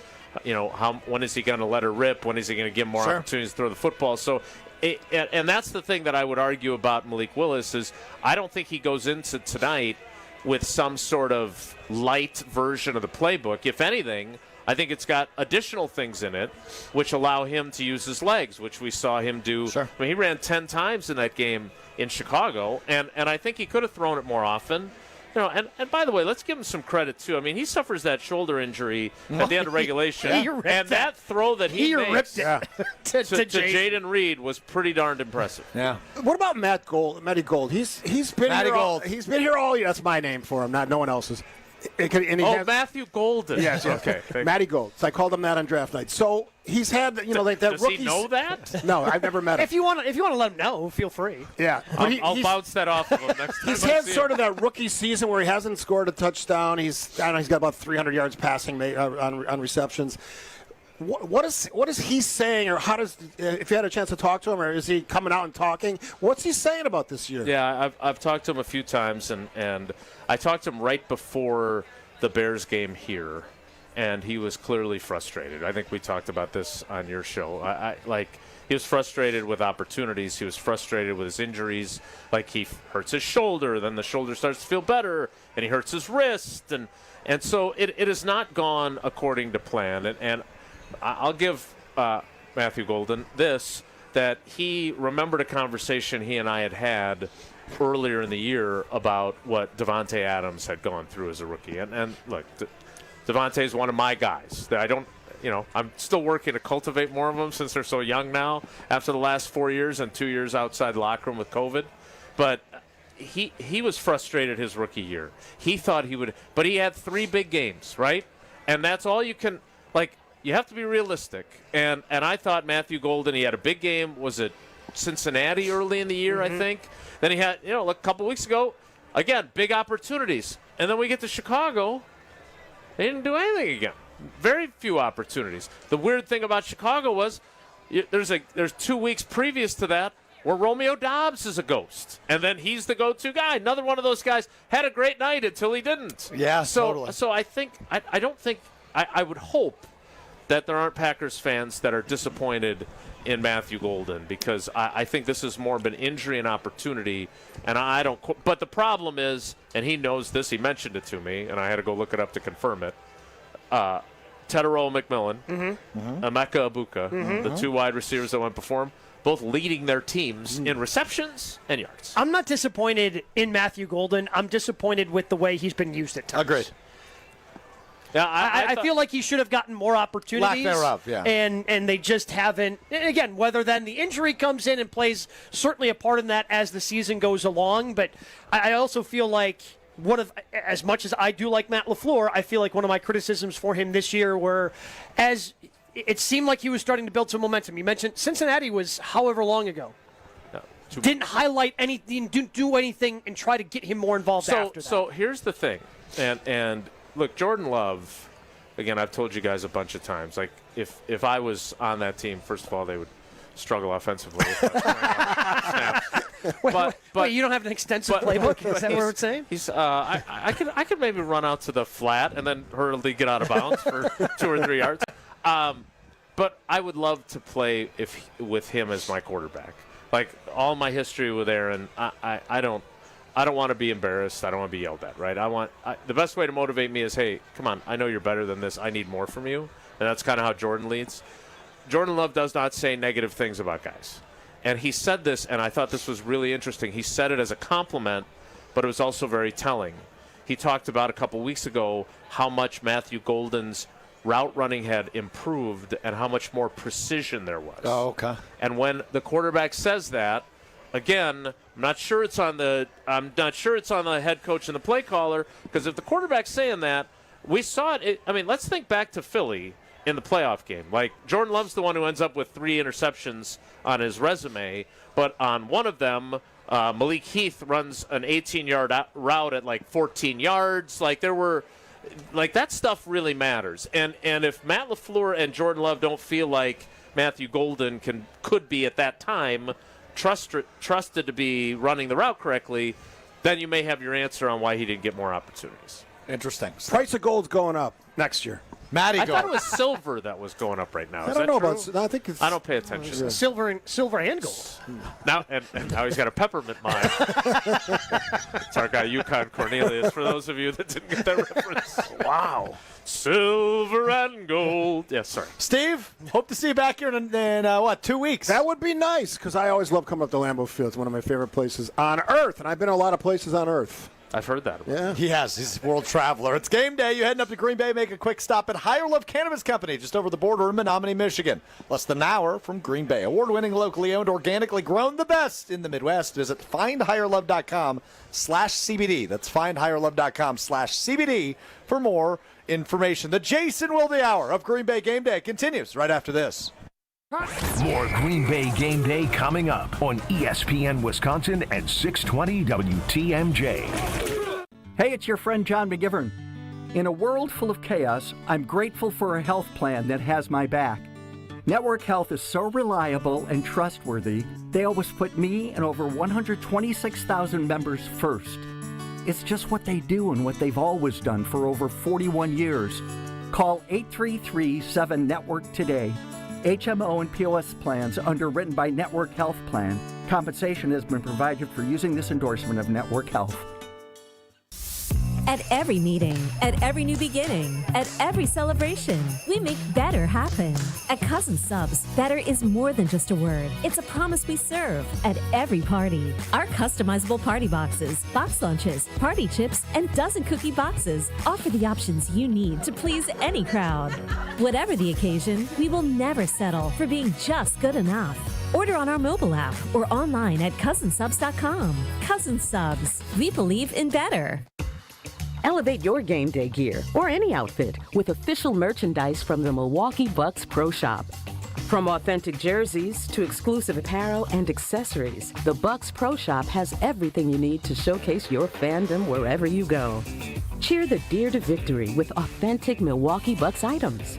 Visit us at the Bucks Pro Shop at Fiserv Forum or Bayshore Mall, or shop online at shop.bucks.com. Homer here for Window Nation's end of the year sale. It's cold here in Milwaukee, and if you've been thinking about new windows, it's good you waited, because during Window Nation's end of the year sale, get 50% off, plus you could get 0% interest for 5 years on windows that stop the cold wintry drafts, seal out moisture, and so energy efficient, you'll save money on your utility bills. Installed in 1 day. Lifetime warranty and an A+ rating from the Better Business Bureau. Sale ends soon. Don't miss out on big savings. WindowNation.com to get started. Hi, I'm Brittany Miller from Big Frog Custom T-Shirts and more. Custom T-shirts, sweatshirts, jackets, hats, you name it, we can do it. Big Frog Custom T-Shirts and more is family owned and all about celebrating life's big moments. Maybe it's a milestone birthday, a celebration for your child's first goal, or that work fundraising event. We are everyone's printer. No minimum orders, affordable designs, and help straight from me and our team. We're the one-stop shop for all your custom needs. Start your project today at bigfrog.com/Mequon.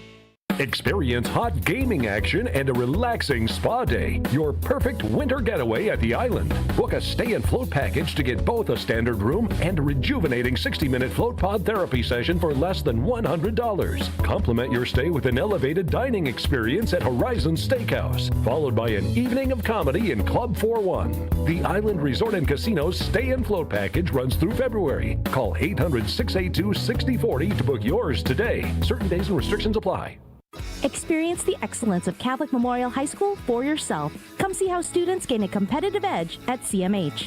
Visit CatholicMemorial.net to schedule a VIP tour or Student Shadow Day. Meet the inspiring teachers, welcoming students, and feel the energy of the CMH culture, where all students achieve more than they ever imagined possible.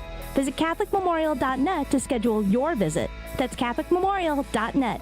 Catholic Memorial High School in Waukesha, where you rise. Green and gold fans, it's game day. And you know what that means. Tailgating with friends and raising a glass to our favorite team. This season, make Bacardi the star of your pregame party. Whether you're mixing up a classic Bacardi and cola, refreshing Bacardi lime and soda, or a smooth spiced and cola, Bacardi is the perfect pick for game day fun. Grab a bottle and get ready to cheer on Green Bay with the best in hand. Available now at your local retailer. Live passionately, drink responsibly. Bacardi USA, Miami, Florida. Run 40% alcohol by volume. Welcome back to Green Bay Game Day, presented by Orthopedic Associates of Wisconsin on ESPN Wisconsin and 620 WTMJ.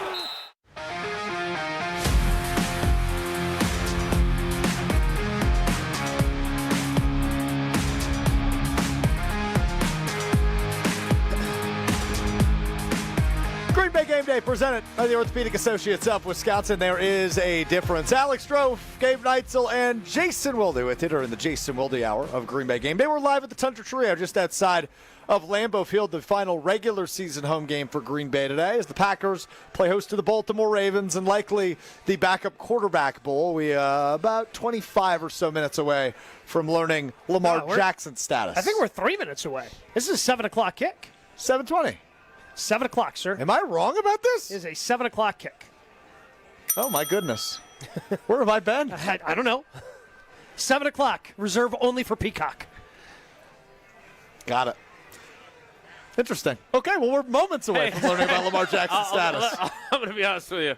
It's not like I have anything to say about you not knowing what time Thank you. the game was starting. I appreciate that. Appreciate somebody having my back, at least at their own expense. So we'll have the injury report for you in moments. I totally thought it was a 7:20 kick tonight here on Green Bay Game Day. But I guess how much does the game plan change for Jeff Hafley? Because you're planning all week with a doubtful designation. Are you kind of planning for both? Are you spending more time on Huntley and Derrick Henry than you would maybe a Lamar Jackson, who obviously poses such a great dual threat? Like, how does he spend his week, I guess, is kind of what I'm trying to ask. Great question. First of all, I don't, again, a little bit like the Packers and Malik Willis, I don't think their offense changes a lot. Now, look, no one's going to sit here and go, Tyler Huntley is the equivalent of Lamar Jackson. For one, he apparently stays awake in meetings. That story was, and notice the denials that came out of Baltimore. Like Mike Preston has been there a really long time. He's kind of like their Oatsy, Tom Oates, who was obviously extremely well respected in Madison. And there was nothing that was like, this is patently false. They have an A-plus relationship, Jason. The coach and quarterback have an A-plus relationship. Well, they have a great relationship. He just doesn't like his work ethic or how many video games he plays or whatever it was, right? Yeah. Look, he is uber talented. Like, Tyler Huntley is fantastic in the commercial where he has to come in as the backup and discuss the birds and the bees. He's a very good. He's another very good backup. Yes. He had that year in Miami. He's back. He came back to Baltimore. That was smart of them. Was he in Cleveland briefly? He was in Cleveland briefly, and what was not smart of them is riding with Cooper Rush for as long as they did. Right. Because he was the backup, even though they had Huntley back this year, and then they finally go to him against the Bears. They win that game by 2 touchdowns. Yep. But to answer your question, I don't think it's a vastly different planning process. They know they have to, A, defend Derrick Henry, and B, try and get the ball out against him, right? He's had some issues with that this year. And then secondly, their passing game's not going to be vastly different. You know that their tight ends are good. You know that Zay Flowers is good. And obviously, Jeff Hafley knows Zay Flowers very well. He coached him at Boston College. Well, and you mentioned Derrick Henry. Both these teams, again, the mirror images of last week, both are likely going to have backup quarterbacks today. Both have really good running backs who were inexplicably not on the field late in the game because they completely, apparently, I don't know if they just forgot that Derrick Henry existed last week when he's got 18 carries for 125 yards and for the last 8 minutes of game time isn't on the field. As one of those possessions, they're trying to run out the clock and run as much time off, and they don't give him the football.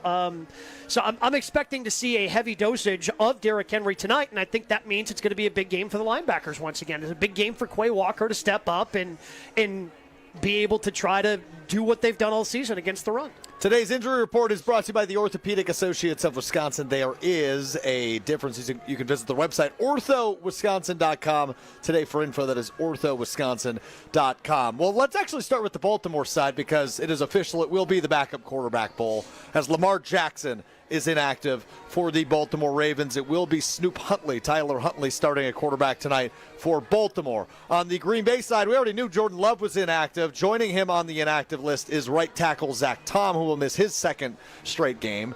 Wide receiver Savion Williams, defensive lineman Nazir Stackhouse, Barron Sorrell, and Colin Oliver all join them as the inactives today. But that does bring one piece of good news, and that is safety Evan Williams will make his return tonight for Green Bay after missing last week's game in Chicago. Yeah, he told me he was going to play this week. I said, he didn't lie to you. I said, okay. Was that off the record? He said, yes. I said, okay. So it's now no longer off the record. No longer off the record. He's playing. Is that off the record? Yes. Okay. Well, we were talking about something else, and I was like, wait a minute. Oh, so I was going to talk to his dad and his brother for a story I was doing, and I said, sure. Hey, I just don't want you. I haven't called them. I don't want you to think that I blew off the story. I know you have more important things to worry about, but if you're not playing, then I'm not going to write it until you're back out there. He's like, well, I'll be back out there this week. Okay, was that on the record or off the record? Off. Okay, but look, I'm not surprised by Zach Tom. I'm not surprised, Christian. Like, what I am curious about is how certain players play tonight with this illness that worked its way through their locker room, including Malik Willis, who dealt with it earlier in the week and missed one day of practice, which, when you're the backup and you're going to be getting snaps, not ideal. Not great, yeah. Right? Not great. And I also think, and look, I don't know, I don't want to be a conspiracy theorist or any of those things because I don't want to cause, I was very surprised by the news yesterday that Jordan Love was being downgraded out. Now, again, Matt LaFleur had said that, I've had it before where guys are trending in the right direction, and then suddenly they show up and they have symptoms. Now, I was told, and I don't know what Rob told you earlier today, but I was told that he did not suddenly have onset of symptoms again. That he just did not finish the protocol. So that's what Rob said. Yeah, it was that he just didn't clear protocol. Because I asked, and I said this might be a dumb question because I do believe in dumb questions, and I do ask them. Yes, exactly. Me too. And the dumb question I asked was, did the Vikings winning on Christmas have any effect on Jordan Love's status for tonight? Right, solidifying the playoff spot. And he said his understanding is he just didn't clear protocol. Right, and what I would say is that it certainly gives you the plausible deniability to just say, yeah, he didn't clear the protocol. Sure. Right? Now, you know that they're not going to have the two-time NFL MVP quarterback. Mm-hmm. You know that they're kind of teetering on the brink. And I'm not saying that the Packers aren't trying to win the game. They obviously are. And you don't know what's going to happen. I mean, I look at the Bears' remaining schedule, and it is not hard for me to envision them losing both those games. Yeah. So I don't think the Packers are saying, "Oh, we're in the playoffs, doesn't matter." I think they're confident. Like it, you could wonder if they're confident in Malik Willis. They know what they're up against tonight. They're at home. They had some reluctance about where Jordan was, but the weird thing was that he took part in all the practices, and he was in the locker room a bunch. Giving out his Christmas presents, joking around with the guys. Like, he did not behave in the manner that you would expect from a guy who is probably not going to play because of concussion. And while all concussions aren't created equal, I mean, concussions to me in the NFL in 2025 are as black and white as injuries get.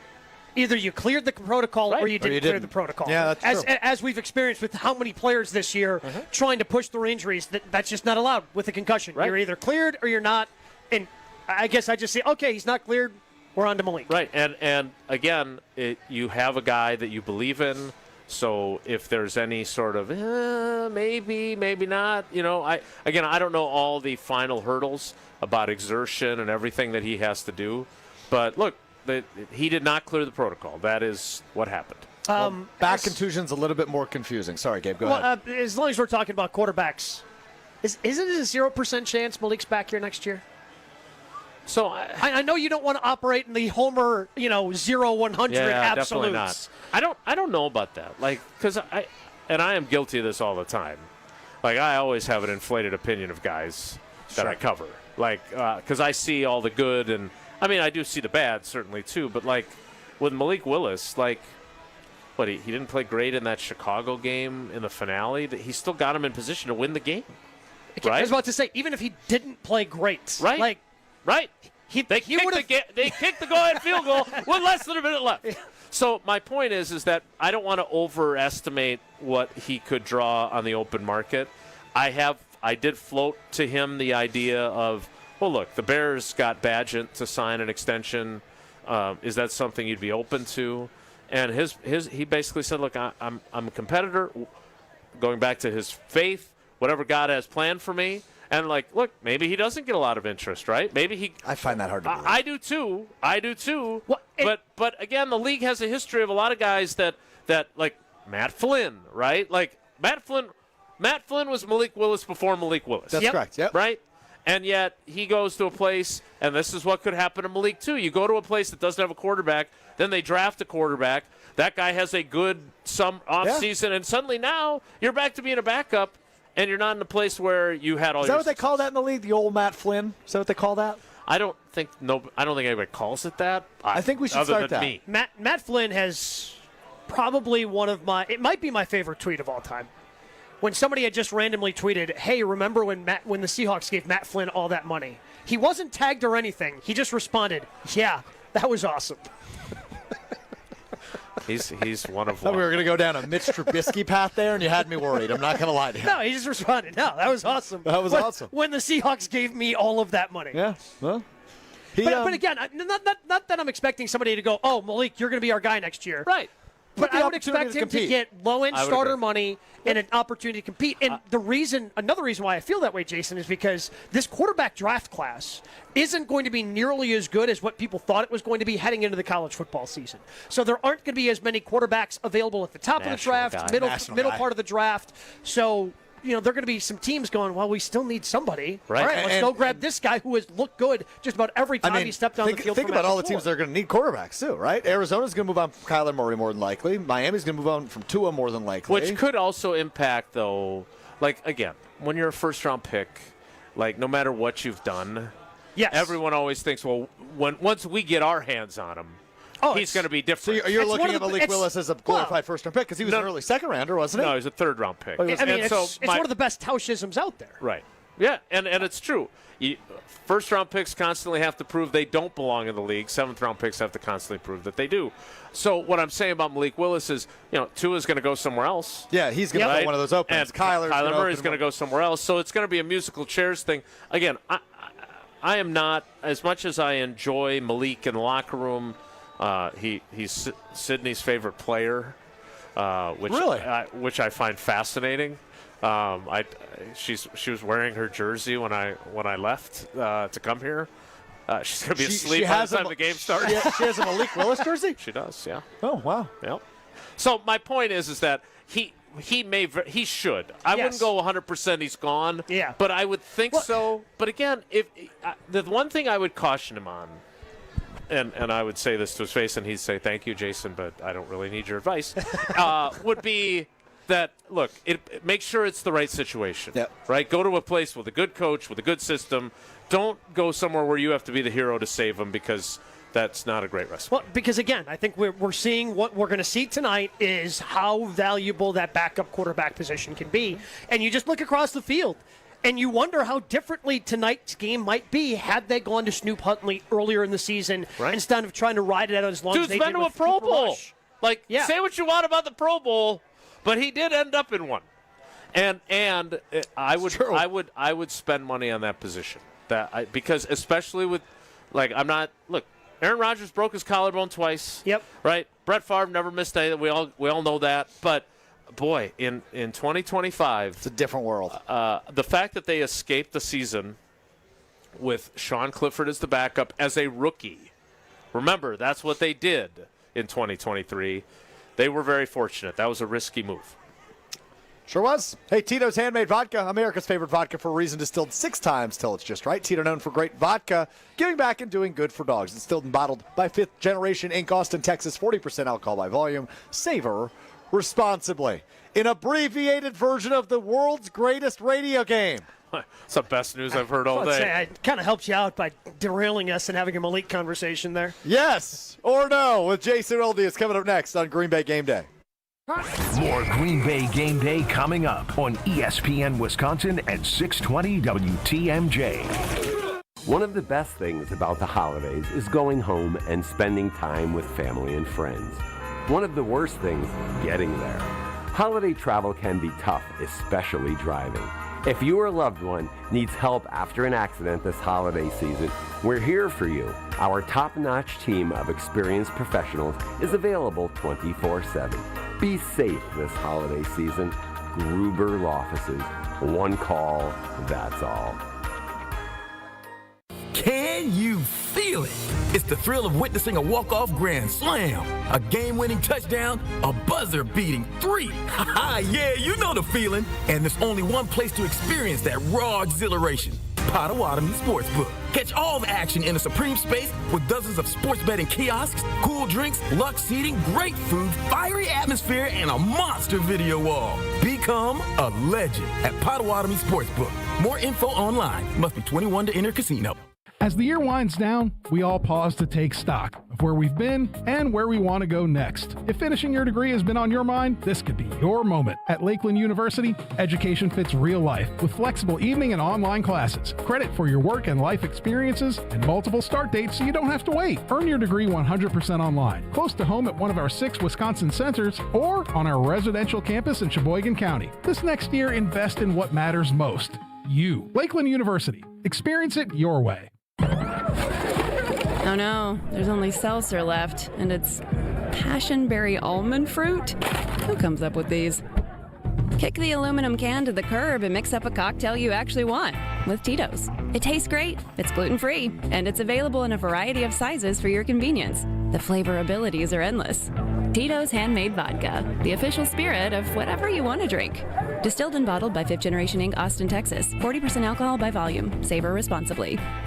College hockey fans, get ready because the ice is heating up in Milwaukee for the Quick Trip Holiday Face-Off. 4 powerhouse programs, 2 action-packed days, 1 champion. It's Wisconsin, Boston College, Lake Superior State, and the defending national champion, Western Michigan. Battling it out December 28th and 29th at Fiserv Forum. Feel every bone-rattling hit and every clutch goal as these elite programs collide for holiday bragging rights. Tickets are moving fast. Grab yours today at Ticketmaster.com or the Fiserv Forum box office. The Quick Trip Holiday Face-Off. 4 teams, 1 trophy. Who will own the ice?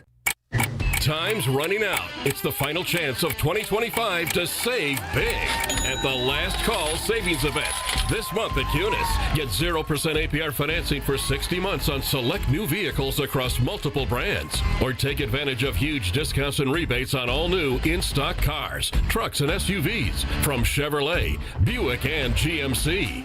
Thinking pre-owned? Check your local dealer website for a new selection of discounted pre-owned super specials and shop our group-wide inventory of over 700 pre-owned under 20 grand and over 300 under 10 grand. Plus, we have great service specials on brakes, tires, and oil changes. Hurry in. When 2025 ends, so do the savings. Start your search today at shopcunis.com. 0% APR financing for 60 months on select models with approved credit through OEM lenders. Not all buyers qualify. Rate set by lender with approval subject to buyer insurability. 0% for 60 months equals $1,667 per $1,000 finance. Excludes tax, title, license, and $499 dealer service fee. Offer ends 1/5/26. Fisco is always there for your auto body care. When accidents happen, Fisco Auto Body on Forest Home in Franklin is there when you need them. Got a broken mirror? They'll take care of it. Dented bumper? Scratch paint? Fisco Auto Body will take care of it. If there's any damage you need fixed, Fisco has you covered. Their expert workmanship is guaranteed for the life of your vehicle. So stop in for all of your auto bumps and dings. Once again, you know the line. That's Fisco. This is Green Bay Game Day, presented by Orthopedic Associates of Wisconsin on ESPN Wisconsin at 620 WTMJ.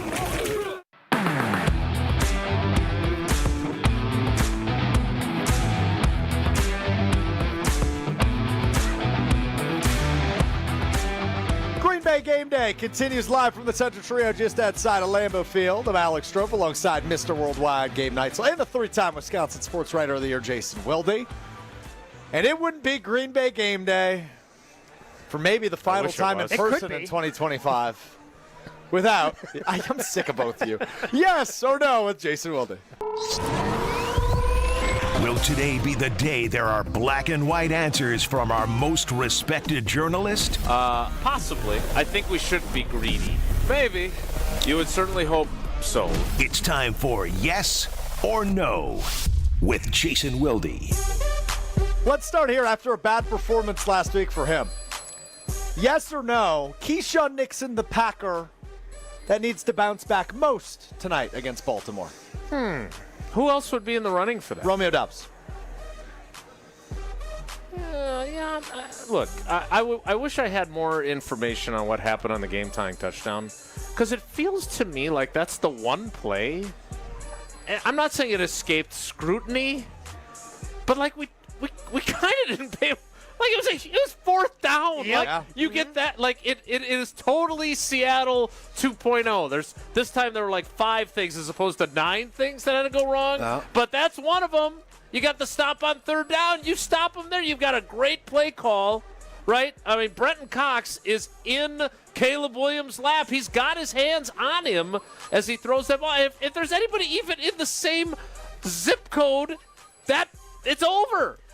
I was expecting at some point this week somebody would have said something about what happened, much like the 2015 Arizona game, where everybody thought it was Julius Peppers' fault that that Larry Fitzgerald broke free in the playoff game in overtime, and like almost immediately, and that was in a playoff game. It's not like we had an entire week for someone to come clean. No, we found out that week, like, no, Julius just happened to be there because he was trying to cover for somebody else. That ain't on Julius. Right. I was hoping that somebody would go, hey, here's what's supposed to happen. Here's why it didn't happen. But for whatever reason, that didn't happen. We were told that it's schematic that they didn't want to say because they don't want you. But it sure looked to me like those two are supposed to switch, and Nixon's supposed to go with Walker.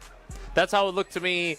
I don't play Madden. I don't know enough about all these types of newfangled routes, but that's sure how it looked to me. Why'd you point at me when? Because you're young. Yeah. Maybe you don't play Madden? No, the only video game I play is WWE. Okay. Didn't see that one coming. Love the WWE video games. Love them. All right, we will wrap up. That's just one today. Just one for you today. That's because you mismanaged the clock. You I thought the game totally was mismanaged the clock. Yeah, thought the game started at 7:20. It's a 7 o'clock. Why would they change that? It was 7:20 last week. This is why you have to read the entire press release when they send them out. Shut up, It's at Gabe. the beginning. It's like the first thing.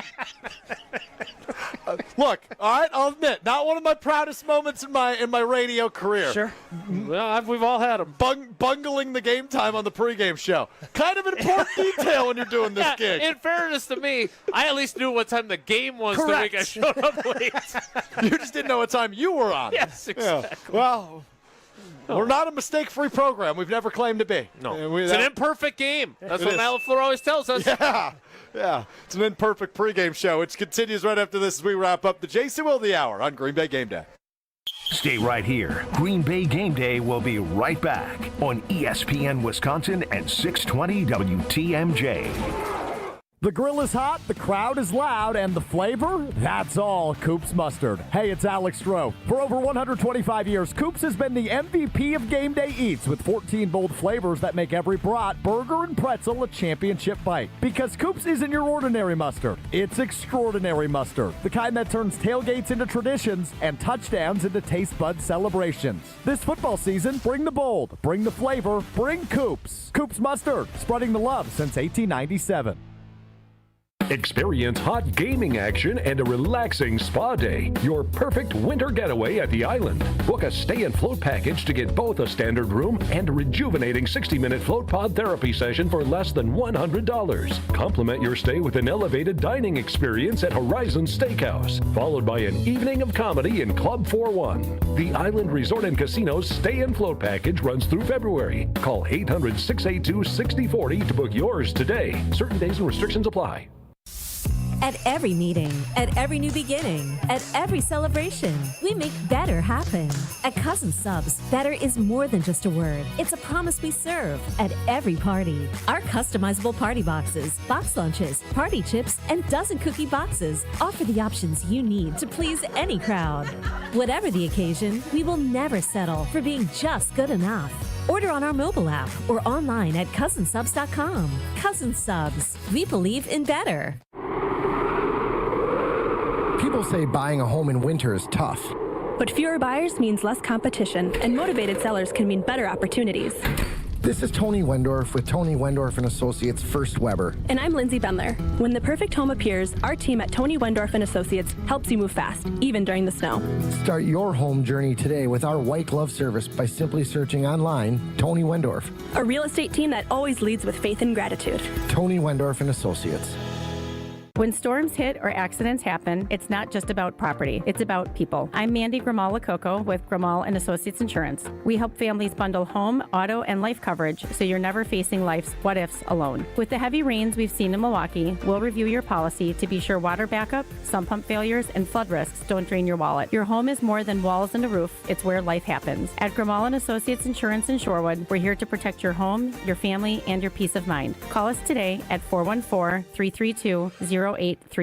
Kick off the new year with a smarter home and bigger savings with Exterior Pros and Baths. New windows to lock in the warmth, durable roofing, eye-catching siding, or a stunning bath makeover. Start the year off right and get $3,000 off your project. That's right, $3,000 back in your pocket during our New Year savings event. Call 262-800-4274 or visit extpros.com today. This deal won't last all winter. Exterior Pros and Baths. New year, new home, done right.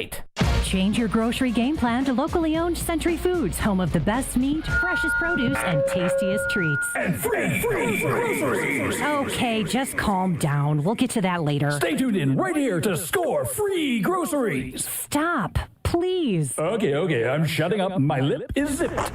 Let's get to this week's specials at Century Foods. Now through Wednesday, save on 5 to 16-ounce selected varieties, Frito-Lay kettle or potato chips, Doritos, or rolled gold pretzels, 2 for $6. 8-pack or 64-ounce selected varieties, Mott's apple juice, 2 for $6. 8-ounce selected varieties, McCormick cocktail or tartar sauce, $2.29. 16-ounce selected varieties, Dots pretzels, $4.99.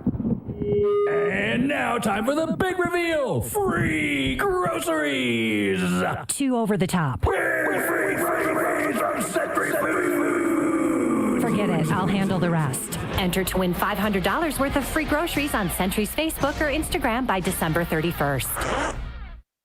This is Green Bay Game Day, presented by Orthopedic Associates of Wisconsin on ESPN Wisconsin at 620 WTMJ.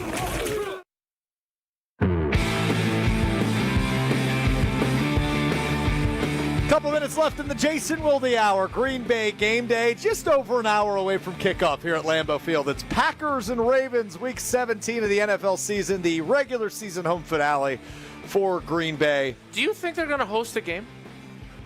Do you think they're going to get the number 2 or 3 seed?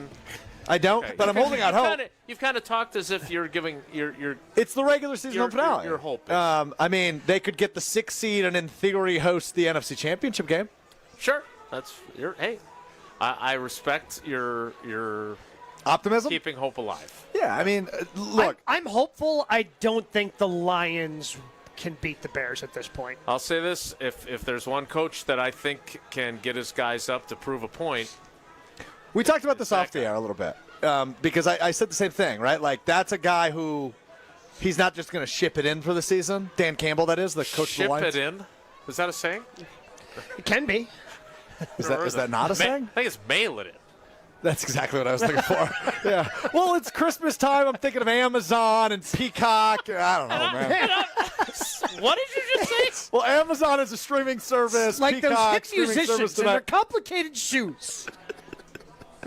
I am not having I'm not having a good hour. I'm so glad I came here today. I mean, so my point is that he's not going to mail it in. Well, right, but I think we have seen this with Nick Sirianni, and now I do think that there's been. You're the national guy, so I'll defer to you.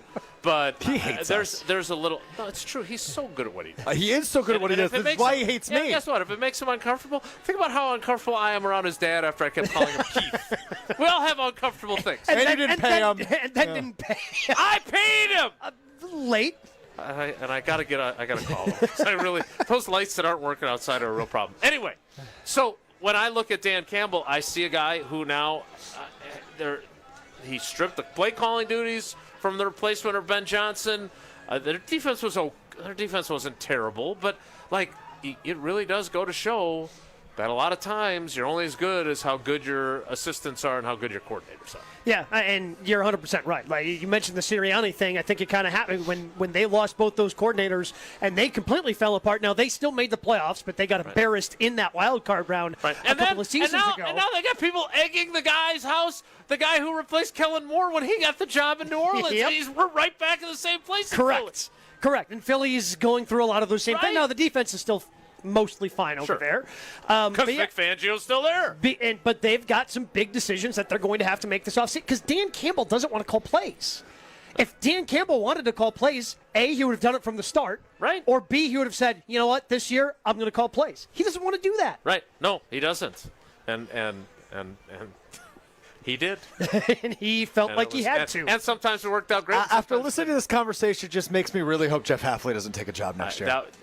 Now, here's the thing. As bad as your show has been, and it has been bad, that is exactly where I was going to end, was that point right there. Like, again, Matt LaFleur has gone through special teams coordinators. From what I can understand, some on the panel earlier would like to have another change, which I don't think is an unreasonable position for fans to hold. Let me be clear on that. I think that when you look at Mike Pettin, you look at Joe Barry, like you've seen the difference that having a really good defensive coordinator makes. Even if you're okay during those other seasons. Mike Pettin was a pretty good coordinator. Mike Pettin, yeah. Right? But I think Jeff Hafley has been at another level. And For sure. So I'll be very curious to see because, again, the one thing, kind of like our Malik Willis discussion earlier, the one thing I would say is if I'm Jeff Hafley, just like Malik Willis, don't just jump at any job, at any opportunity. If it's the Giants and you get to go home, great. Well, but what's interesting is I'm not sure how many jobs are actually going to be available. I think I saw Shefty, put the over-under, I think at 5.5 if he had to. But again, a lot of these jobs are, okay, is Cincinnati going to be open or is Mike Brown going to continue to be cheap and he doesn't want to pay two coaches? No, I thought I had seen something that said that that Zach Taylor would be back. Yeah. So there's one job that you thought might be open. It's not going to be open. Who knows what happens with Kevin Stefanski in Cleveland? He's won a couple of Coach of the Years. Are they going to run him out of time? I don't know. I don't think, as we sit here with 2 weeks left in the regular season, there's a lot of clear-cut jobs that are going to be open other than the two that are already open. Yep, that's fair.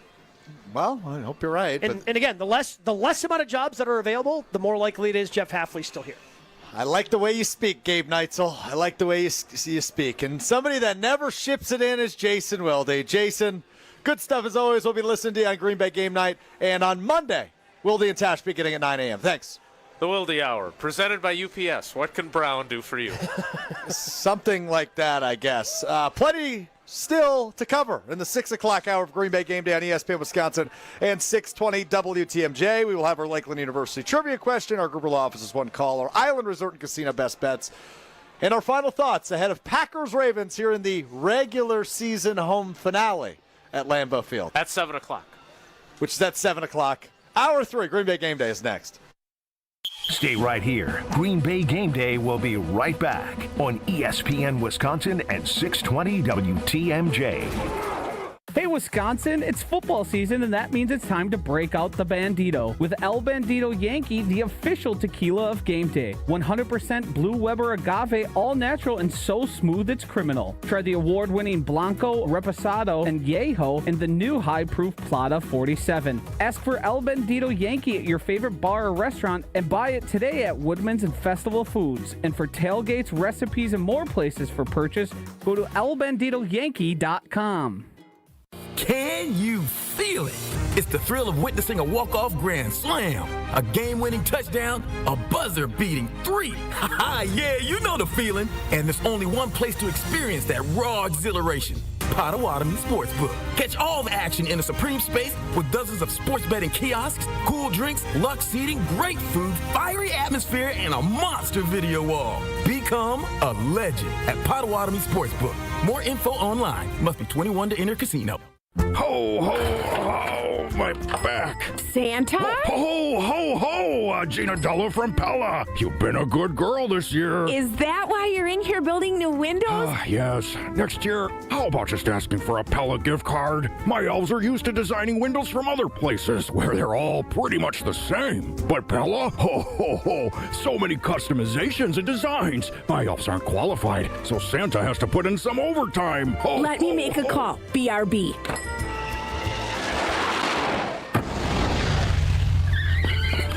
Frighteningly fast pellet team at your service. Let us take it from here, Mr. Claus. And Gina, next time. Yeah, I know. Santa already lectured me. Ask for a Pella gift card. What if you need new windows or doors, but you're on the naughty list? Then this will definitely help. Right now, at Pella Windows and Doors of Wisconsin, get 0% interest for 24 months. Ho, ho, ho! Visit the Pella site, and to all a good night. PellaWI.com. Service restrictions apply. Ends 12/31/2025. Life's better with American Family Insurance because we know you love working weekends. If it means working on your dream home, both inside and out. And we're here to help protect those dreams so you can enjoy peace of mind. Save up to 40% when you bundle home and auto. American Family Insurance. Get a quote and find an agent at amfam.com. Products not available in every state. Some exclusions apply. American Family Mutual Insurance Company SI and its operating company 6000 American Parkway, Madison, Wisconsin. Home buyers are raving about their experiences with the Citizens Bank mortgage team. Aaron helped me get pre-approved really fast, like before the open house even started. I called Devin so many times with questions, and he always answered. It's more than a mortgage. It's your future. And at Citizens Bank, we make it personal. Learn more at citizensbankwi.bank/mortgage. Citizens Bank is member FDIC and an equal housing lender. NMLS 746419. Game days are here, and your car needs to look as ready as you do. Before you hit the stadium, surf to Tsunami Express Car Wash, the ultimate pregame stop to roll in clean and confident. Our state-of-the-art tunnels treat, clean, protect, and dry every car to perfection. With 7 Milwaukee area locations, including our newest in New Berlin, we are wherever you need us. Sign up online, and your first wash is absolutely free. That's a $25 value on the house. Claim your free wash today at TsunamiExpress.com. Tsunami Express Car Wash. Wash, chill, repeat. Host an unforgettable outing and create special memories with your crew at a Milwaukee Bucks game. Groups of 10 or more can score ticket savings, block seating, and take part in special activities on game days. Showcase your team's talents on center court, score a high five from the pros, and more. There are great options for groups of all sizes. Start planning your ultimate Bucks basketball game day experience today at bucks.com/groups. That's bucks.com/groups. Hey, it's Rich Eisen. You're listening to 94.5 ESPN WKTI and WKTI HD Milwaukee. A locally owned Good Karma brand station. It's finally game day. Bears rush 4. Willis floats one deep. He's got Dobbs. He's got it. Touchdown, Green Bay. And the countdown to kickoff starts now. He's going to throw it. Oh, pressure in his face. Fires, and it is caught. A strike for Willis to Musgrave. 4th and less than 1. Willis going to keep it. He's going to get it and more. Malik Willis showing you the speed. That's a good play call. This is Green Bay Game Day, presented by Orthopedic Associates of Wisconsin. There is a difference. Broadcasting live from the shadow of the South End Zone at Lambeau Field. Here's Alex Strofe. Alongside Mr. Worldwide Gabe Neitzel, Alex Strofe with you on Green Bay Game Day, which is presented by the Orthopedic Associates of Wisconsin. There is a difference. We are live at the Central Trio just outside of Lambeau Field, and a tradition unlike any other when we do the show together the last 2 years, Gabe. During the commercial break, I jumped out of fear because the 1 hour to go until kickoff fireworks went off. And my only regret is that that's not how you found out that the game was kicking off at 7 o'clock instead of 7:20 as you thought. Well, I want to give credit to our producer, Will Summers, who, taking accountability for his own actions. Sure. We have this thing called the broadcast book, which kind of gives us a rundown of the show. And on the front page, it says Packers versus Ravens, Week 17 broadcast book, the date today. And then it says the same as last week, 7:20 p.m. kickoff. Now, hand up. It's my fault. I should know that. But, yeah, the injury report coming out at 5:30 instead of 5:50 was what confused me. Yeah. There we are. So, very good. We are 55 minutes away from kickoff now as we continue to do math. As Malik Willis and Snoop Huntley will line up under center for each team tonight. And there's a Malik Willis jersey walking by us right now. Excellent. I didn't realize how many were in circulation. That's good. I mean, but again, I feel like he has become – I mean, he hasn't reached cult hero status yet. But again, it's just kind of close, though, right? It makes you appreciate when you have a good backup quarterback, because in the situations where the Packers have needed one in the Aaron Rodgers era, in this era, I think of the early Rodgers era, didn't really have one. And then, okay, we have Matt Flynn, and then he leaves, and Aaron Rodgers breaks his collarbone. Yeah, and then we go through. Who do we start with there? Who is the first one who then injured himself against Chicago? It wasn't Seneca Wallace. It was Seneca Wallace. And then it was Scott Tolzien. After Seneca, then it was Scott Tolzien, and then finally Matt Flynn came back. I forgot about that. And then was able to keep them their heads above water before we had the de facto NFC North Championship game down in Chicago in 2013. But then when Rodgers breaks the collarbone again, and we go through the Brett Huntley era, and that really doesn't really work out. It just makes you appreciate having that backup quarterback and how important that is. And honestly, Jordan Love wasn't a very good backup quarterback. The one game that he had to play when Aaron Rodgers missed with COVID did not work out. The game he started in Kansas City, he was not very good. No, he wasn't. But it just makes you appreciate, A, how hard that job is. You're not getting any reps. You have to come in cold, and you still have to produce. It's really worked out, and not just the games, again, where he knows he's had to start. Right. Whether it was last week, and Rob said maybe it's the worst one that he played, I think is probably the one here at Lambeau Field against Chicago. But last year against Jacksonville, he was fantastic in that game where he had to show up in relief of Jordan.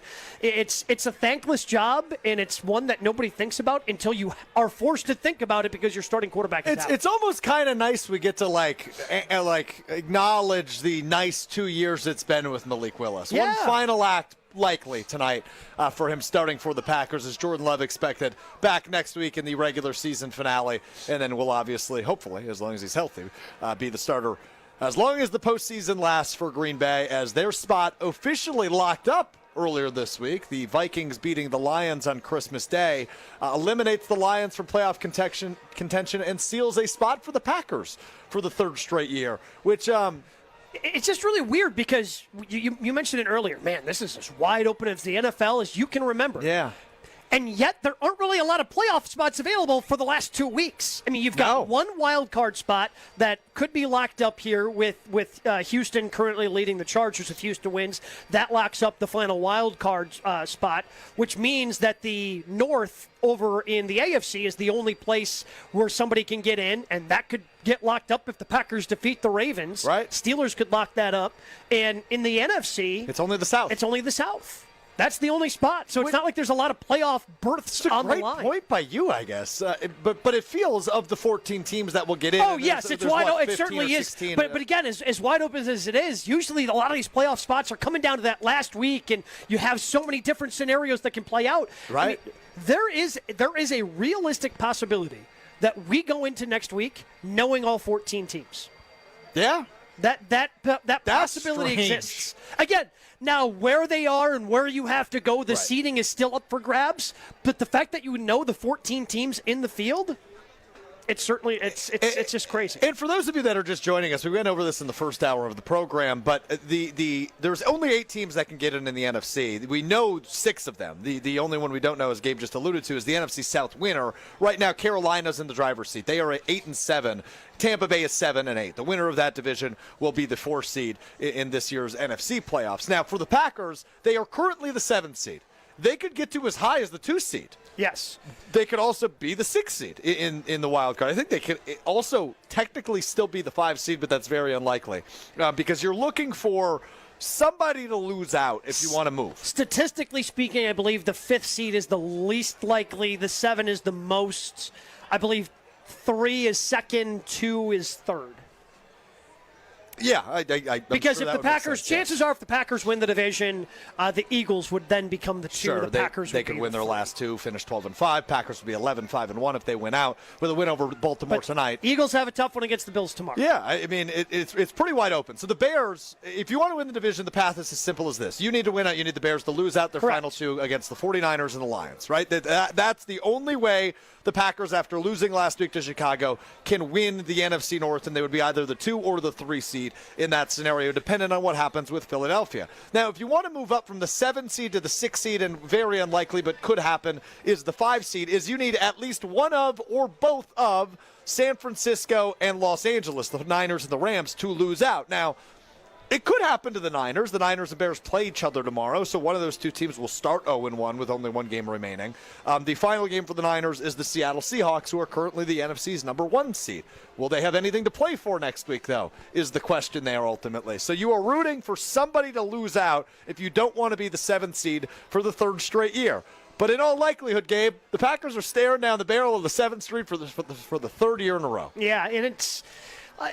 Look, I'm excited that they're in the playoffs, and the playoffs, obviously, as wide open as it is, anything can happen. It's just a little disappointing that that's where they're most likely to be. I think it's 75% chance that they end up as that 7 seed. It's just disappointing because they've been here the last couple of years, and it just feels like you're kind of spinning your tires a little bit. They are a really good team. They've had to deal with some injuries, but everybody deals with injuries. It's just the way of life in the NFL. And it just, I wish they could have...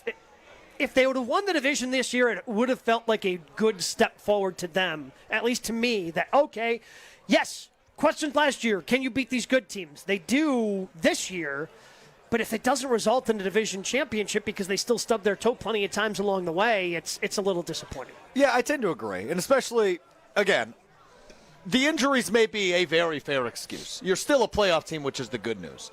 You're without Tucker Kraft. You're without Micah Parsons. You're without Elton Jenkins. You're without Devontae Wyatt for a majority of the season, and obviously the crucial stretch here as they approach January. But this was a year that it was laid up pretty simply to the guys in charge, from Ed Policy to Brian Gutekunst to Matt LaFleur. Better start winning championships. Got to start competing for championships. Brian Gutekunst, in fact, said that at the end of last season. This is a team that really wanted to flip the page and really get to the new window of opportunity to be competing for championships. And again, while the NFC seems wide open, 9-5-1 entering week 17 doesn't scream, oh, they've had a sexy, terrific season by any means. And again, being the 7 seed means you have to beat the 2 seed and the 1 seed in back-to-back weeks to make a championship game on the road, which means you're also going on the road for that championship game. It's an incredibly difficult challenge to face because even when they were the 6 seed, right? It's not like they were playing the 2 and 1. No, you had to play the 3, which was still a good team in the Philadelphia Eagles when they won the Super Bowl back in 2010. But even it's just adding that 7th team makes the path that much more difficult of having to play literally the 2 best teams in your conference in back-to-back weeks. But I will say this, because it's the year 2025 and the NFL's been as crazy and as competitive as I remember in recent years in terms of anybody can beat anybody. If I told you the Packers went to Chicago wildcard weekend and Seattle divisional round weekend and won both of those games, would you go, oh my goodness, I can't believe you? I would be a little surprised. Just because it is so wide open because teams have been inconsistent. And to be able to win those games in back-to-back weeks, that's the surprising part. Like, in and of itself, like those 2 events happening separate from each other, no, not surprising. Sure. Those 2 events happening together in back-to-back weeks, that would be a little surprising. And now when we talk about this, it tells you how magical that run in 2010 was when they were the 6th seed. Yeah, and I feel like at times there's a part of the fan base that doesn't, I don't want to say they don't appreciate the championship, but they're like, oh, yeah, I mean, we just did that back in 2010. It's a thing that we did. No, it's unheard of. It's really hard to do, and a lot of teams haven't done it. That's why winning your division, getting home playoff games, even if Lambeau Field isn't the same home field advantage it was back in the 90s, it's still an advantage to play in that building, and it's a reward for having a good regular season. Trivia brought to you by Lakeland University, Wisconsin's leader in flexible, personalized education. Whether you're just starting college, finishing your degree, or balancing work and family, Lakeland lets you earn your degree your way. Lakeland University, experience it your way. 2018 was a weird year for the Packers. Okay. It's the final year of Mike McCarthy. Yes. At the trade deadline that year, they sent 2 players out from Green Bay to 2 other teams. One of them was Baltimore, who they played tonight. Can you figure out who those 2 players they traded out at the deadline were right off the top of your head? No, I can't remember. All right, we're going to give you the commercial break. Okay. Here's my hint. I owned both of their jerseys. It was a devastating day for my closet. We will reveal that answer. Hit our Gruber Law Office's One Call and our Island Resort and Casino Best Bet. All still ahead when we wrap it up on 620 WTMJ. With you until 7 o'clock on ESPN Wisconsin, right here on Green Bay Game Day. More Green Bay Game Day coming up on ESPN Wisconsin at 620 WTMJ. Put a little wow in your winter at the 31st Annual Lake Geneva Winterfest and America's Snow Sculpting Invitational, January 28th through February 1st. Watch 15 top teams create breathtaking masterpieces in snow right before your very eyes. Enjoy bonfires on the beach, a kids' play area, live entertainment, and a sparkling downtown ice sculpture walk. Plan your Winterfest getaway at visitlakgeneva.com. Lake Geneva, where it's always been the place for winter magic.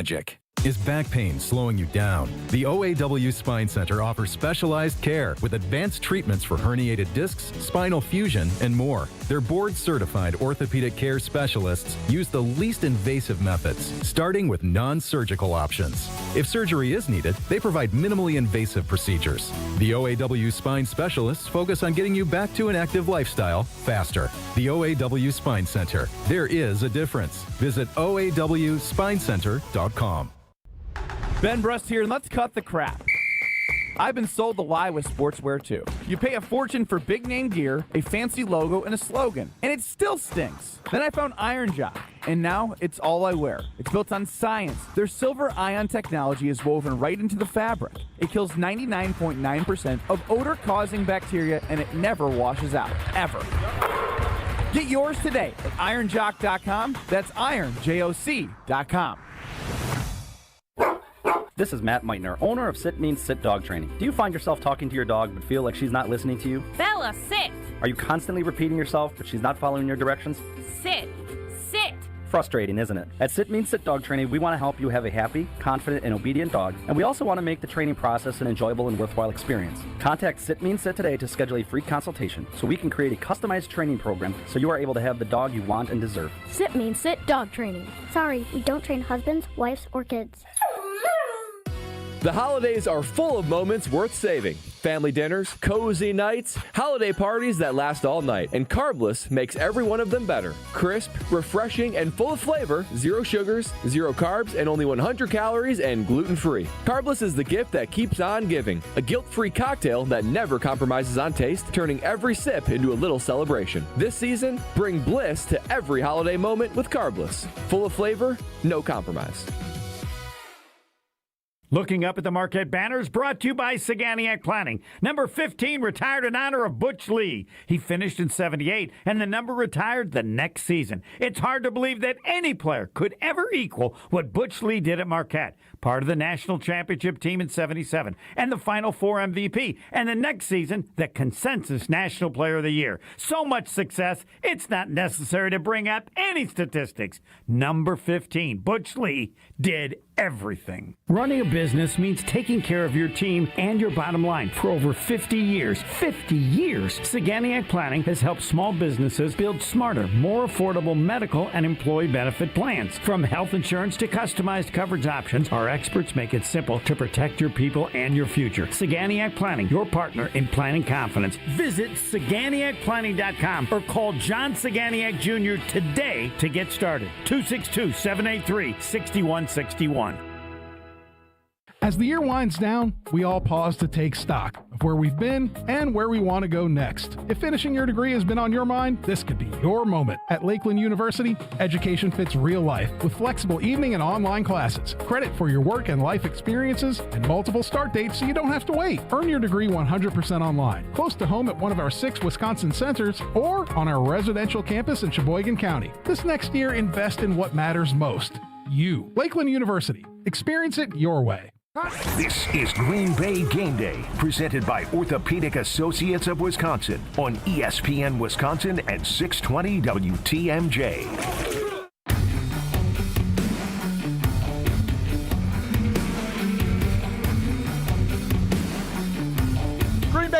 presented by the Orthopedic Associates of Wisconsin. There is a difference. Continues live from just outside of Lambeau Field at the Tundra Trios. The American flag is escorted past us ahead of the national anthem at Lambeau Field. Gabe Neitzel, Alex Strofe with you. Gabe trying to figure out the Lakeland University trivia question today. Two trades made at the NFL trade deadline for the Packers. They sent players out, one defensive player, one offensive player, and one of those players wound up as a Baltimore Raven. I am completely blanking on who they sent out. Did they sent no.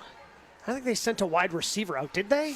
Well, he was kind of a wide receiver. Oh, was that Ty Montgomery? Sure was. Ty Montgomery became a Baltimore Raven. You had a Ty Montgomery jersey? I sure did, yes. Why? During the run the table season, sure.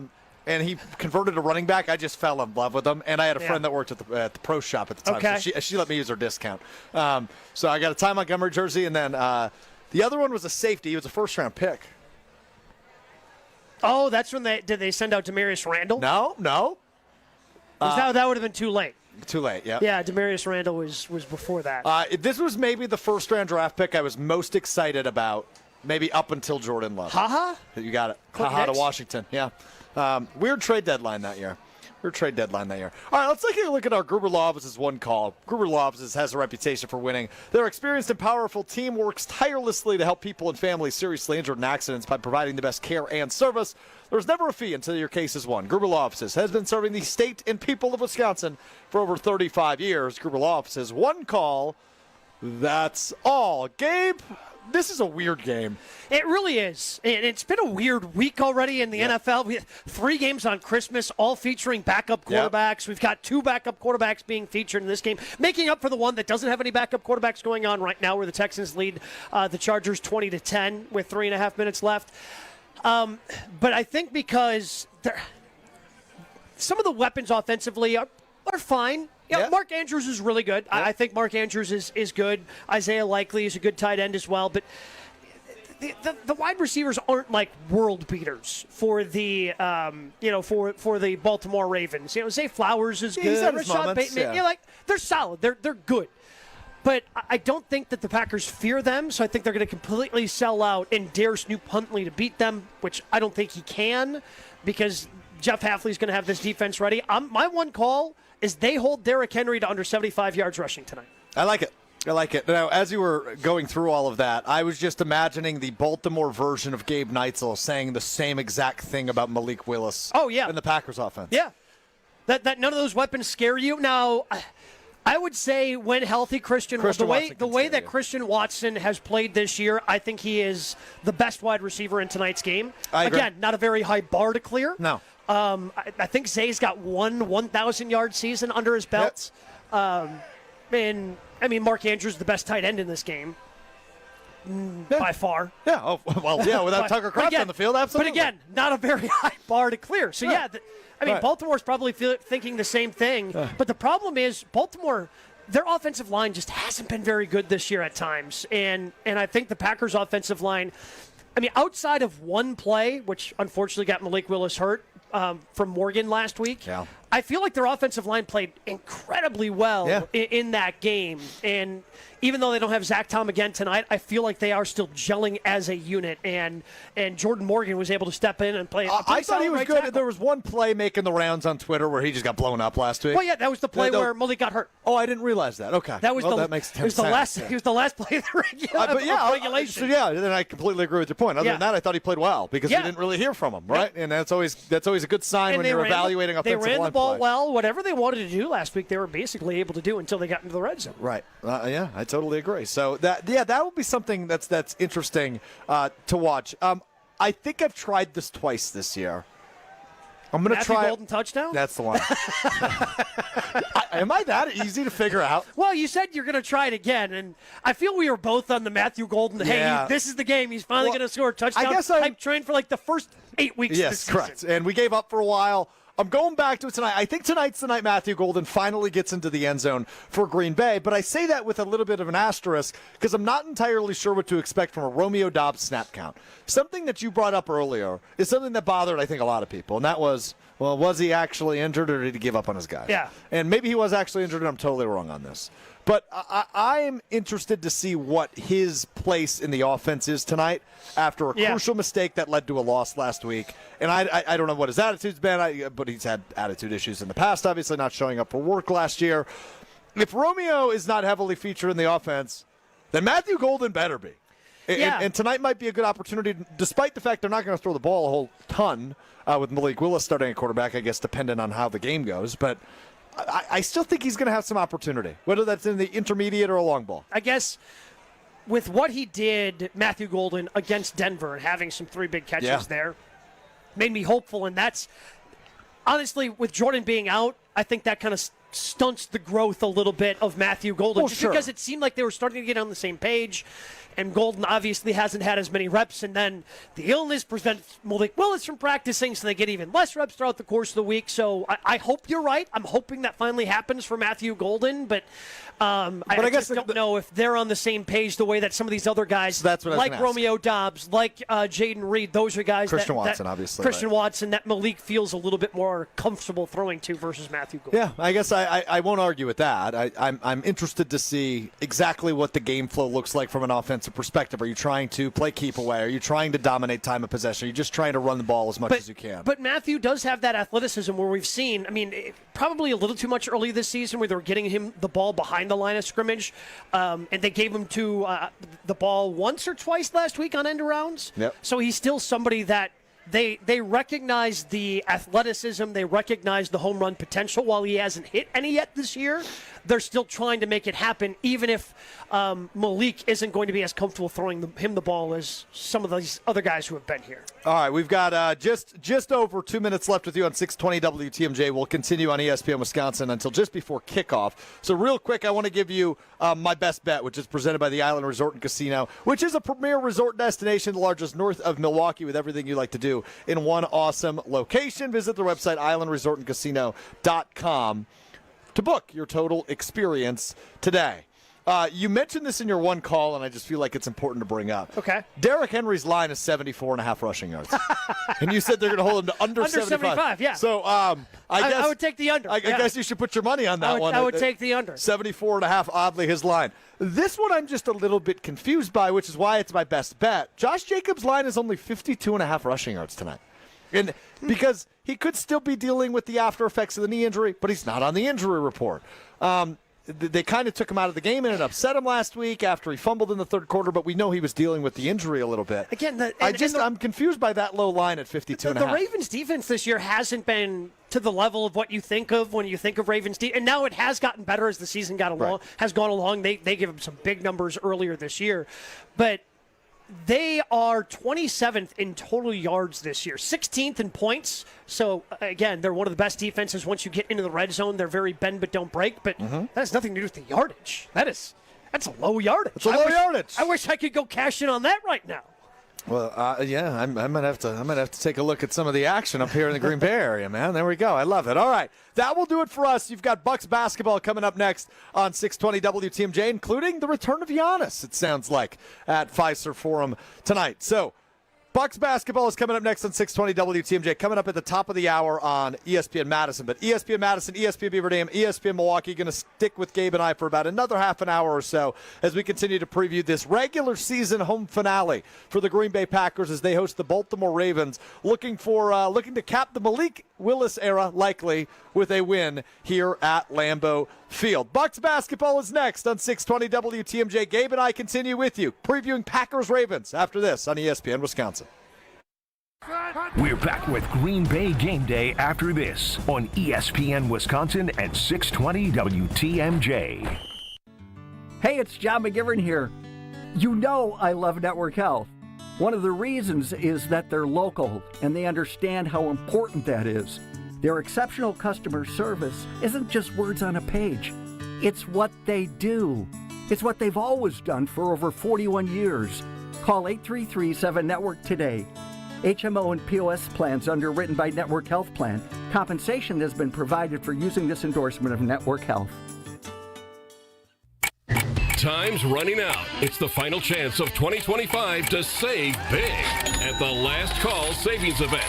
This month at Cunis, get 0% APR financing for 60 months on select new vehicles across multiple brands. Or take advantage of huge discounts and rebates on all new in-stock cars, trucks, and SUVs from Chevrolet, Buick, and GMC. Thinking pre-owned? Check your local dealer website for a new selection of discounted pre-owned super specials and shop our group-wide inventory of over 700 pre-owned under 20 grand and over 300 under 10 grand. Plus, we have great service specials on brakes, tires, and oil changes. Hurry in. When 2025 ends, so do the savings. Start your search today at shopcunis.com. 0% APR financing for 60 months on select models with approved credit through OEM lenders. Not all buyers qualify. Rate set by lender with approval subject to buyer insurability. 0% for 60 months equals $1,667 for $1,000 financed. Excludes tax, title, license, and $499 dealer service fee. Offer ends 1/5/26. This holiday season, imagine a home that feels safer, cozier, and truly yours. Hey, I'm Brad Nortman, and I know how much it means when your home finally works the way you've always hoped. Lifetime Home Services helps families create that comfort. From cleaner air and radon safety to organized closets and smart home automation, it's all about making your home feel better every day. Mention this ad during your consultation for 10% off. Plus, earn credits towards future home projects with our end-of-the-year special. Start creating a home that feels good to live in at lifetimehomeservices.com. One of the best things about the holidays is going home and spending time with family and friends. One of the worst things, getting there. Holiday travel can be tough, especially driving. If you or a loved one needs help after an accident this holiday season, we're here for you. Our top-notch team of experienced professionals is available 24/7. Be safe this holiday season. Gruber Law Offices. One call, that's all. Experience hot gaming action and a relaxing spa day. Your perfect winter getaway at the island. Book a stay and float package to get both a standard room and a rejuvenating 60-minute float pod therapy session for less than $100. Complement your stay with an elevated dining experience at Horizon Steakhouse, followed by an evening of comedy in Club 41. The Island Resort and Casino's stay and float package runs through February. Call 800-682-6040 to book yours today. Certain days and restrictions apply. Green and gold fans, it's game day. And you know what that means. Tailgating with friends and raising a glass to our favorite team. This season, make Bacardi the star of your pregame party. Whether you're mixing up a classic Bacardi and cola, refreshing Bacardi lime and soda, or a smooth spiced and cola, Bacardi is the perfect pick for game day fun. Grab a bottle and get ready to cheer on Green Bay with the best in hand. Available now at your local retailer. Live passionately, drink responsibly. Bacardi USA, Miami, Florida. Run 40% alcohol by volume. Homer here for Window Nation's end-of-the-year sale. It's cold here in Milwaukee, and if you've been thinking about new windows, it's good you waited, because during Window Nation's end-of-the-year sale, get 50% off, plus you could get 0% interest for 5 years. On windows that stop the cold wintry drafts, seal out moisture, and so energy efficient, you'll save money on your utility bills. Installed in 1 day. Lifetime warranty and an A+ rating from the Better Business Bureau. Sale ends soon. Don't miss out on big savings. WindowNation.com to get started. Welcome back to Green Bay Game Day, presented by Orthopedic Associates of Wisconsin on ESPN Wisconsin and 620 WTMJ.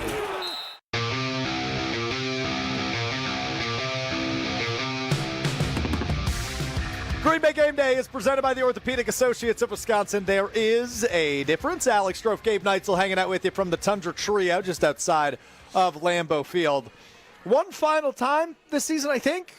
But I'm not positive. Yeah, I mean, I'm still hopeful, because I do think that, well, the Bears are already, we know the Bears are underdogs in their game tomorrow night going into San Francisco, and the Niners are playing some really good football, especially on the offensive side as of late. But it's okay, let's say the Packers win here and the Bears lose there. Can we see the Lions come back to life and beat the Bears? That ends up being the question, and that's what would need to happen. And then the Packers, of course, would have to beat the Vikings in order to get a game here at Lambeau Field. I'll just say this. You needed the Vikings to come through for you this week to solidify your playoff spot. Sure. They did on Christmas. You want to root for the Lions next week against the Bears, and obviously you need to beat the Vikings, take care of your own business before somebody else takes care of theirs.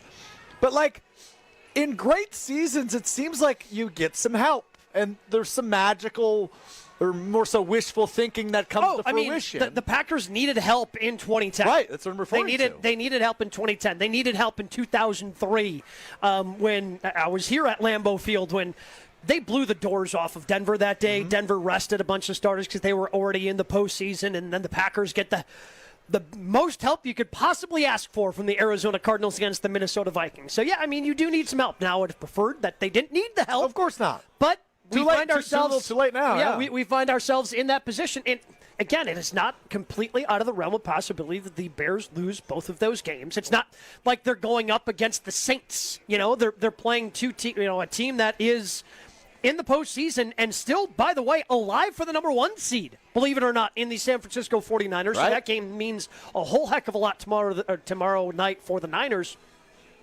It just comes down to, can the Packers take care of business here today? And then can you get a little help down the stretch? But it starts with tonight. You have to take care of your business for those games and the help that you could potentially receive to mean anything. And you got to end the 2-game losing streak.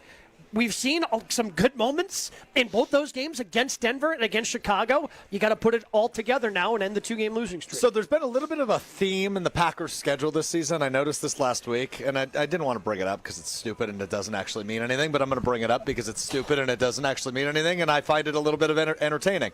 So the Packers opened the season winning 2 in a row. They then didn't win 2 games in a row. They lost to Cleveland, tied in Dallas. They came back, won 3 in a row. Okay. They then again lost 2 in a row. They then had their longest winning streak of the season. They won 4 in a row. They've now lost 2 in a row, which means coming up next they're going to win 5 in a row, right, Gabe? Means they're going to the Super Bowl. That would get them to a Super Bowl. That means they would lose in the Super Bowl, though. Yeah, I mean, unless they want to just make it 6 in a row. Yeah, it kind of ruins my theme here. Couldn't make it 6 in a row. But again, it has to start with tonight. And I know Malik is starting, but I feel good with him. And Jason mentioned it before. At this point with Malik Willis, it's not like you're going to a shortened playbook. In fact, it's probably, again, it's not a that much bigger playbook. But it is.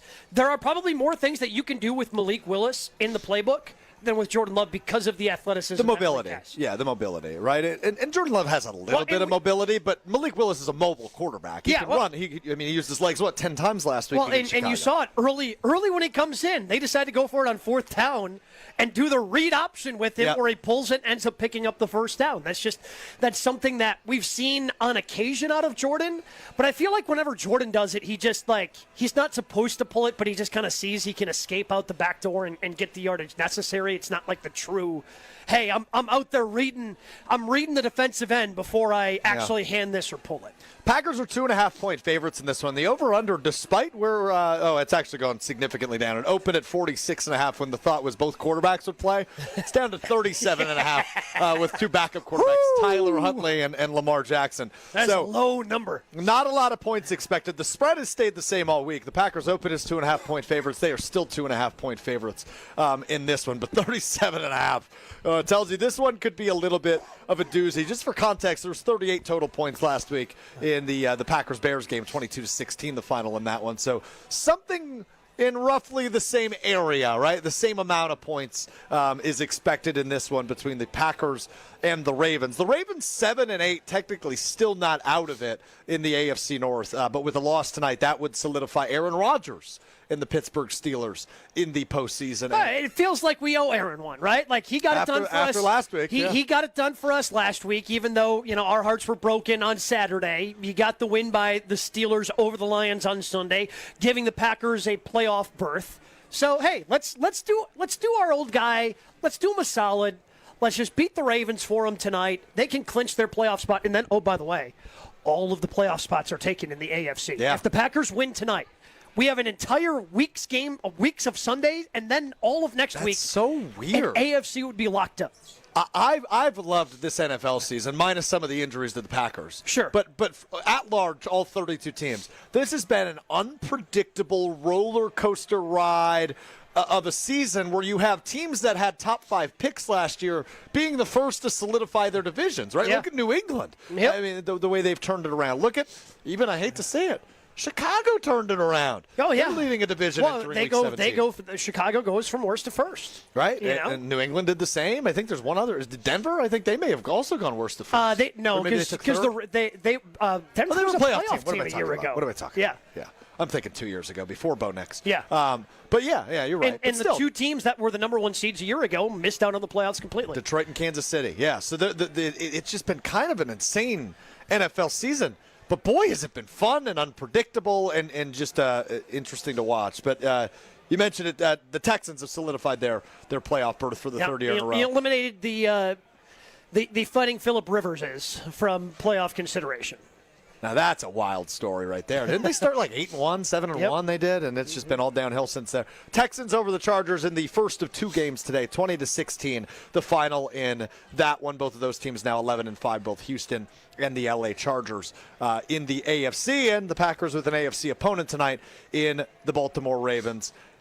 Kicking off in 20 minutes here at Lambeau Field. We will give our final thoughts, evaluation of this game that I'm having a really hard time figuring out what to make of it. It's Malik Willis versus Snoop Huntley, just like we all expected when the schedule came out. Our final thoughts on Packers-Ravens is next on Green Bay Game Day.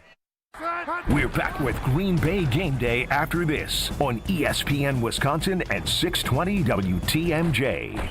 Put a little wow in your winter at the 31st Annual Lake Geneva Winterfest and America's Snow Sculpting Invitational, January 28th through February 1st. Watch 15 top teams create breathtaking masterpieces in snow right before your very eyes. Enjoy bonfires on the beach, a kids' play area, live entertainment, and a sparkling downtown ice sculpture walk. Plan your Winterfest getaway at visitlakgeneva.com. Lake Geneva, where it's always been the place for winter magic. Oh no, there's only seltzer left, and it's passionberry almond fruit? Who comes up with these? Kick the aluminum can to the curb and mix up a cocktail you actually want with Tito's. It tastes great, it's gluten-free, and it's available in a variety of sizes for your convenience. The flavor abilities are endless. Tito's Handmade Vodka, the official spirit of whatever you want to drink. Distilled and bottled by 5th Generation Inc., Austin, Texas. 40% alcohol by volume. Savor responsibly. I've been to my fair share of green and gold games, and the best way to get there is with Accutrans Group. At Good Karma Brands and ESPN Milwaukee, we use Accutrans Group to get our partners to and from Green Bay, and it's always first class. From stadiums to concerts and tailgates, your game day fun starts the moment you step on board. Sit back, relax, and let their professional chauffeurs handle the traffic while you enjoy the ride. Accutrans Group is Milwaukee's premier ground transportation, available 24/7 with sedans, SUVs, limos, vans, and buses. Book today at AccuTransGroup.com. Game day in Green Bay means friends, food, football, and fun. But first, make sure your ride looks the part. Whether you're rolling up to the tailgate, headed to the watch party, or just cruising around town, a clean car sets the tone for victory. At Tsunami Express Car Wash, you'll get a fast, premium shine every time. Plus, free vacuums and detailing tools keep things looking spotless inside and out. With 13 locations and growing across Wisconsin, it's easy to swing through your way to the action. Kick off game day the right way. Tsunami Express Car Wash. Wash, chill, repeat. Looking for a delicious meal without breaking the bank? Cousin Subs has you covered. Our $10 meal deal gives you a 7.5-inch ham and provolone, turkey breast, or veggie sub piled high with fresh hand-sliced ingredients, crisp veggies, and all your favorite toppings. Add a bag of chips or regular fries, a fountain drink, and a cookie, all for just $10. This deal's available online or through the Cousins app only. And you can enjoy your meal at home, at work, or delivered straight to your door, hot and fresh. Cousin Subs. We believe in better. Available at participating locations. Offer subject to change. College hockey fans, get ready because the ice is heating up in Milwaukee for the Quick Trip Holiday Face-Off. 4 powerhouse programs, 2 action-packed days, 1 champion. It's Wisconsin, Boston College, Lake Superior State, and the defending national champion, Western Michigan, battling it out December 28th and 29th at Fiserv Forum. Feel every bone-rattling hit and every clutch goal as these elite programs collide for holiday bragging rights. Tickets are moving fast. Grab yours today at Ticketmaster.com or the Fiserv Forum box office. The Quick Trip Holiday Face-Off. 4 teams, 1 trophy. Who will own the ice? Hey football fans, get ready for kickoff with homemade party must-haves this week at Sendik's. Start with delicious dips, guacamole, pico de gallo, potato chips, and popcorn. Score big with over 20 varieties of homemade sausage and gourmet burgers. Then, stop by Sendik's Deli for homemade salads, side dishes, and even pinza pizzas. All made from scratch every day.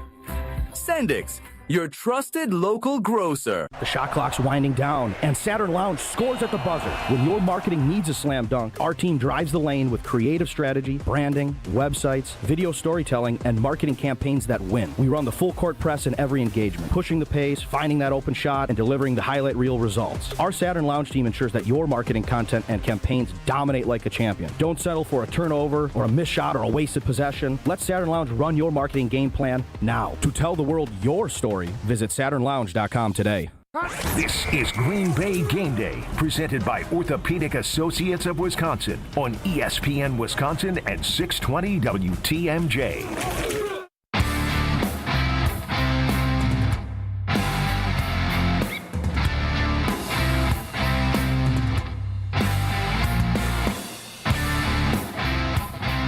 15 minutes from kickoff on Green Bay Game Day, presented by the Orthopedic Associates of Wisconsin. There is a difference. Alex Strofe, Gabe Neitzel with you for a few more minutes at the Tundra Trio just outside of Lambeau Field, as the last of the fans still out here tailgating, drinking their booze, eating their brats, are making their way into the stadium for Saturday night football. It is Packers-Ravens at Lambeau Field. The Ravens 7-8 on the season, not technically eliminated. The Packers 9-5-1. If the Ravens lose tonight, are they more disappointing than the Lions?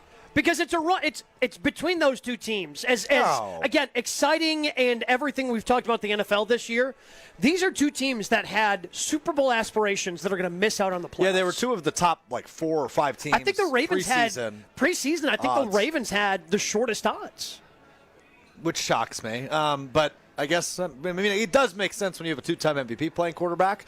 But we talked about it a little bit earlier, very little bit.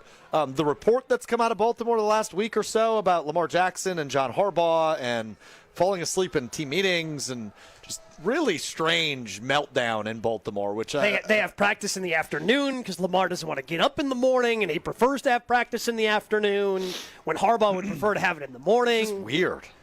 Just weird. But Lamar Jackson inactive tonight for Baltimore, who they really did revive their playoff hopes because they started the season 1-5, and then they rattled off 5 in a row and have kind of gotten back into the picture. But then recently have played bad football again, right. and have just completely and again, this last wild card spot in the AFC has now been claimed. But the way they've played as of late, they find themselves below 500. And Pittsburgh seems to have figured it out with our buddy Aaron Rodgers over there. A win over Detroit last week. I saw he got all of his offensive linemen these cool side-by-side vehicles for Christmas, which he was always good about that when he was in Green Bay too. But did you see? So he was mic'd up. Rodgers was mic'd up, and any of those clips that have been circulating. No, I haven't. So he was. I can't remember who it was, but he had beaten. He had scrambled out, and he ended up running out of bounds. So then he was trash talking the linebacker, because he was saying, well, you can't, I'm 42, I'm faster than you? What are you doing? How am I faster than you? How is this possible? And, Aaron, because the guy had fallen down when they went out of bounds, and Aaron wanted to help him up, and the player wouldn't let him up. So then he's talking to him later. Oh, you're ageist. You're ageist. You want to let you're mad that an old man's faster than you. You wouldn't let me help you up. And then what ended up being the catch of the year, that was just Aaron Rodgers doing Aaron Rodgers stuff. He told Gainwell, hey, motion out and run a go.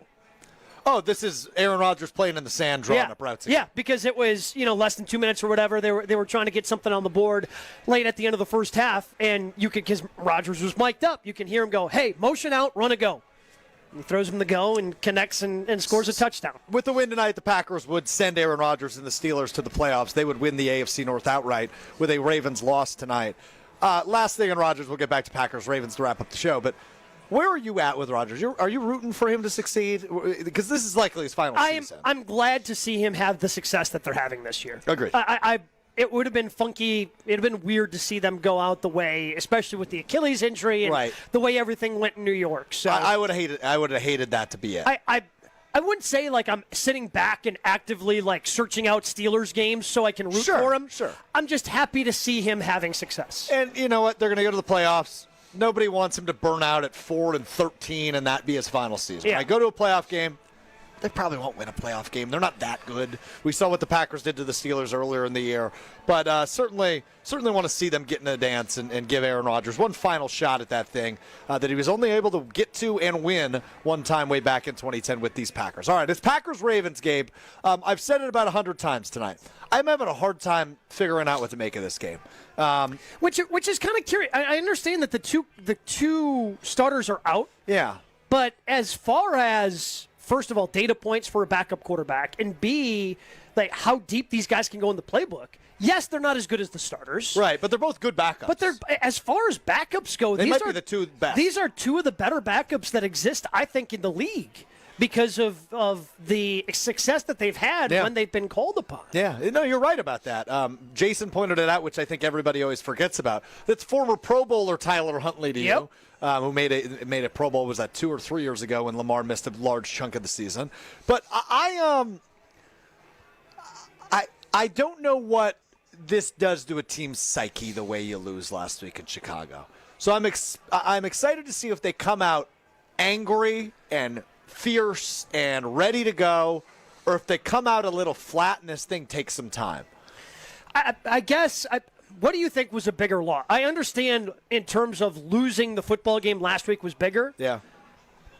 But they came out firing in that game after losing Micah Parsons the week before, which and was losing in Denver, right? Which obviously had taken the air out of the balloon. Losing in Denver. After the way Christian Watson went down and then Micah went down, there was an obvious reaction that team had, and they did not recover the rest of that game. And then they came out firing against Chicago. And look, I understand, and we talked about it before. Matt LaFleur, and we've been riding this roller coaster with Matt all season long.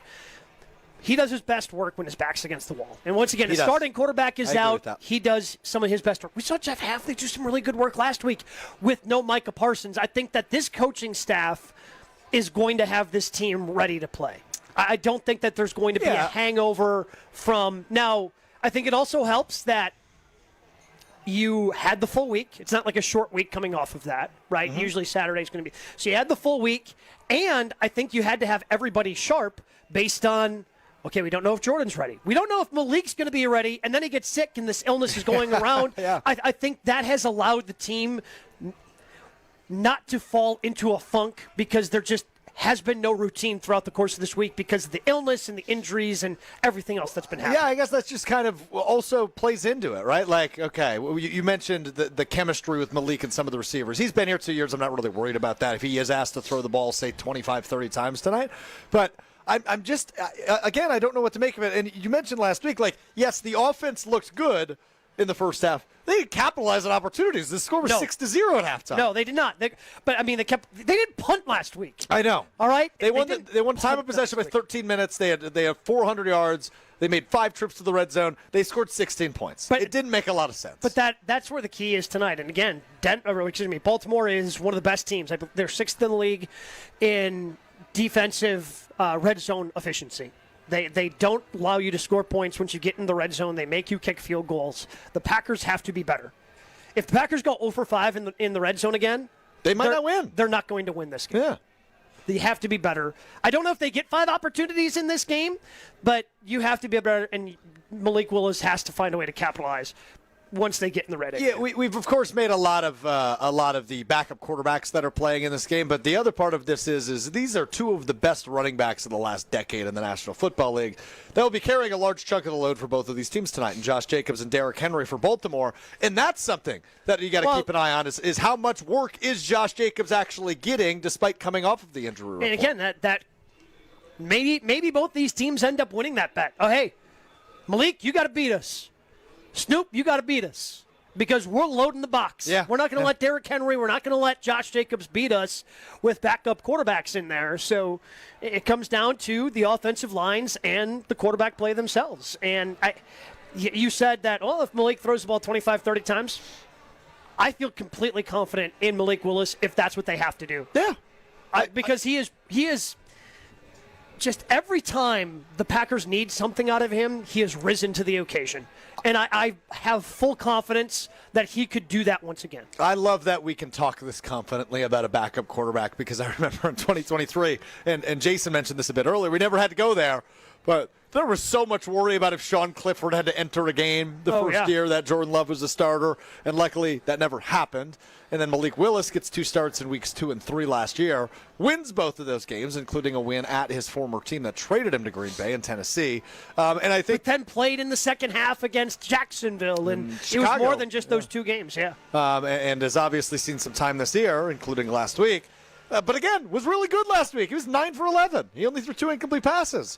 Had a nice touchdown throw. Like he's shown some really good things, and I'm excited to see him again tonight. Although I'd rather see Jordan Love versus Lamar Jackson. This is still a fun football game. This is still a fun quarterback matchup. Despite I think the Packers can still put up points. I think they're still going to find a way to be efficient. Not a ton of points for them. I'm going to say Packers ultimately win this 24-14. Okay. Relatively in well over the over, though. 37 yes. and a half. Yeah. Yep. I think it wins. I think they win. Well, that would be barely over. That's 38 points. Man, math has just been rough for you today. Ding. I think they win too. And it's probably somewhere in that ballpark, 21-17, 24-17. I think it's close. I think it's a good football game. But the Packers know what's at stake here the next couple of weeks. They need to win. They need to control their own destiny, if you will, and see if they can get some help along the way with Chicago's tough schedule coming up the next couple of weeks. Green Bay game night begins immediately following the final whistle with Homer, Tausch, Gary Ellerson, and Jason Wilde. Gabe and I will be back with you next week. Depends when the game is. Might be Saturday, might be Sunday. We'll find out tomorrow when that game is. But that will do it for us tonight. Thanks to Will Summers, Evan Wittallison, and Hunter Vaughn for joining us and running the show for us. This has been Green Bay Game Day, presented by the Orthopedic Associates of Wisconsin. Selling your home during winter may surprise you. Serious buyers are still out there, and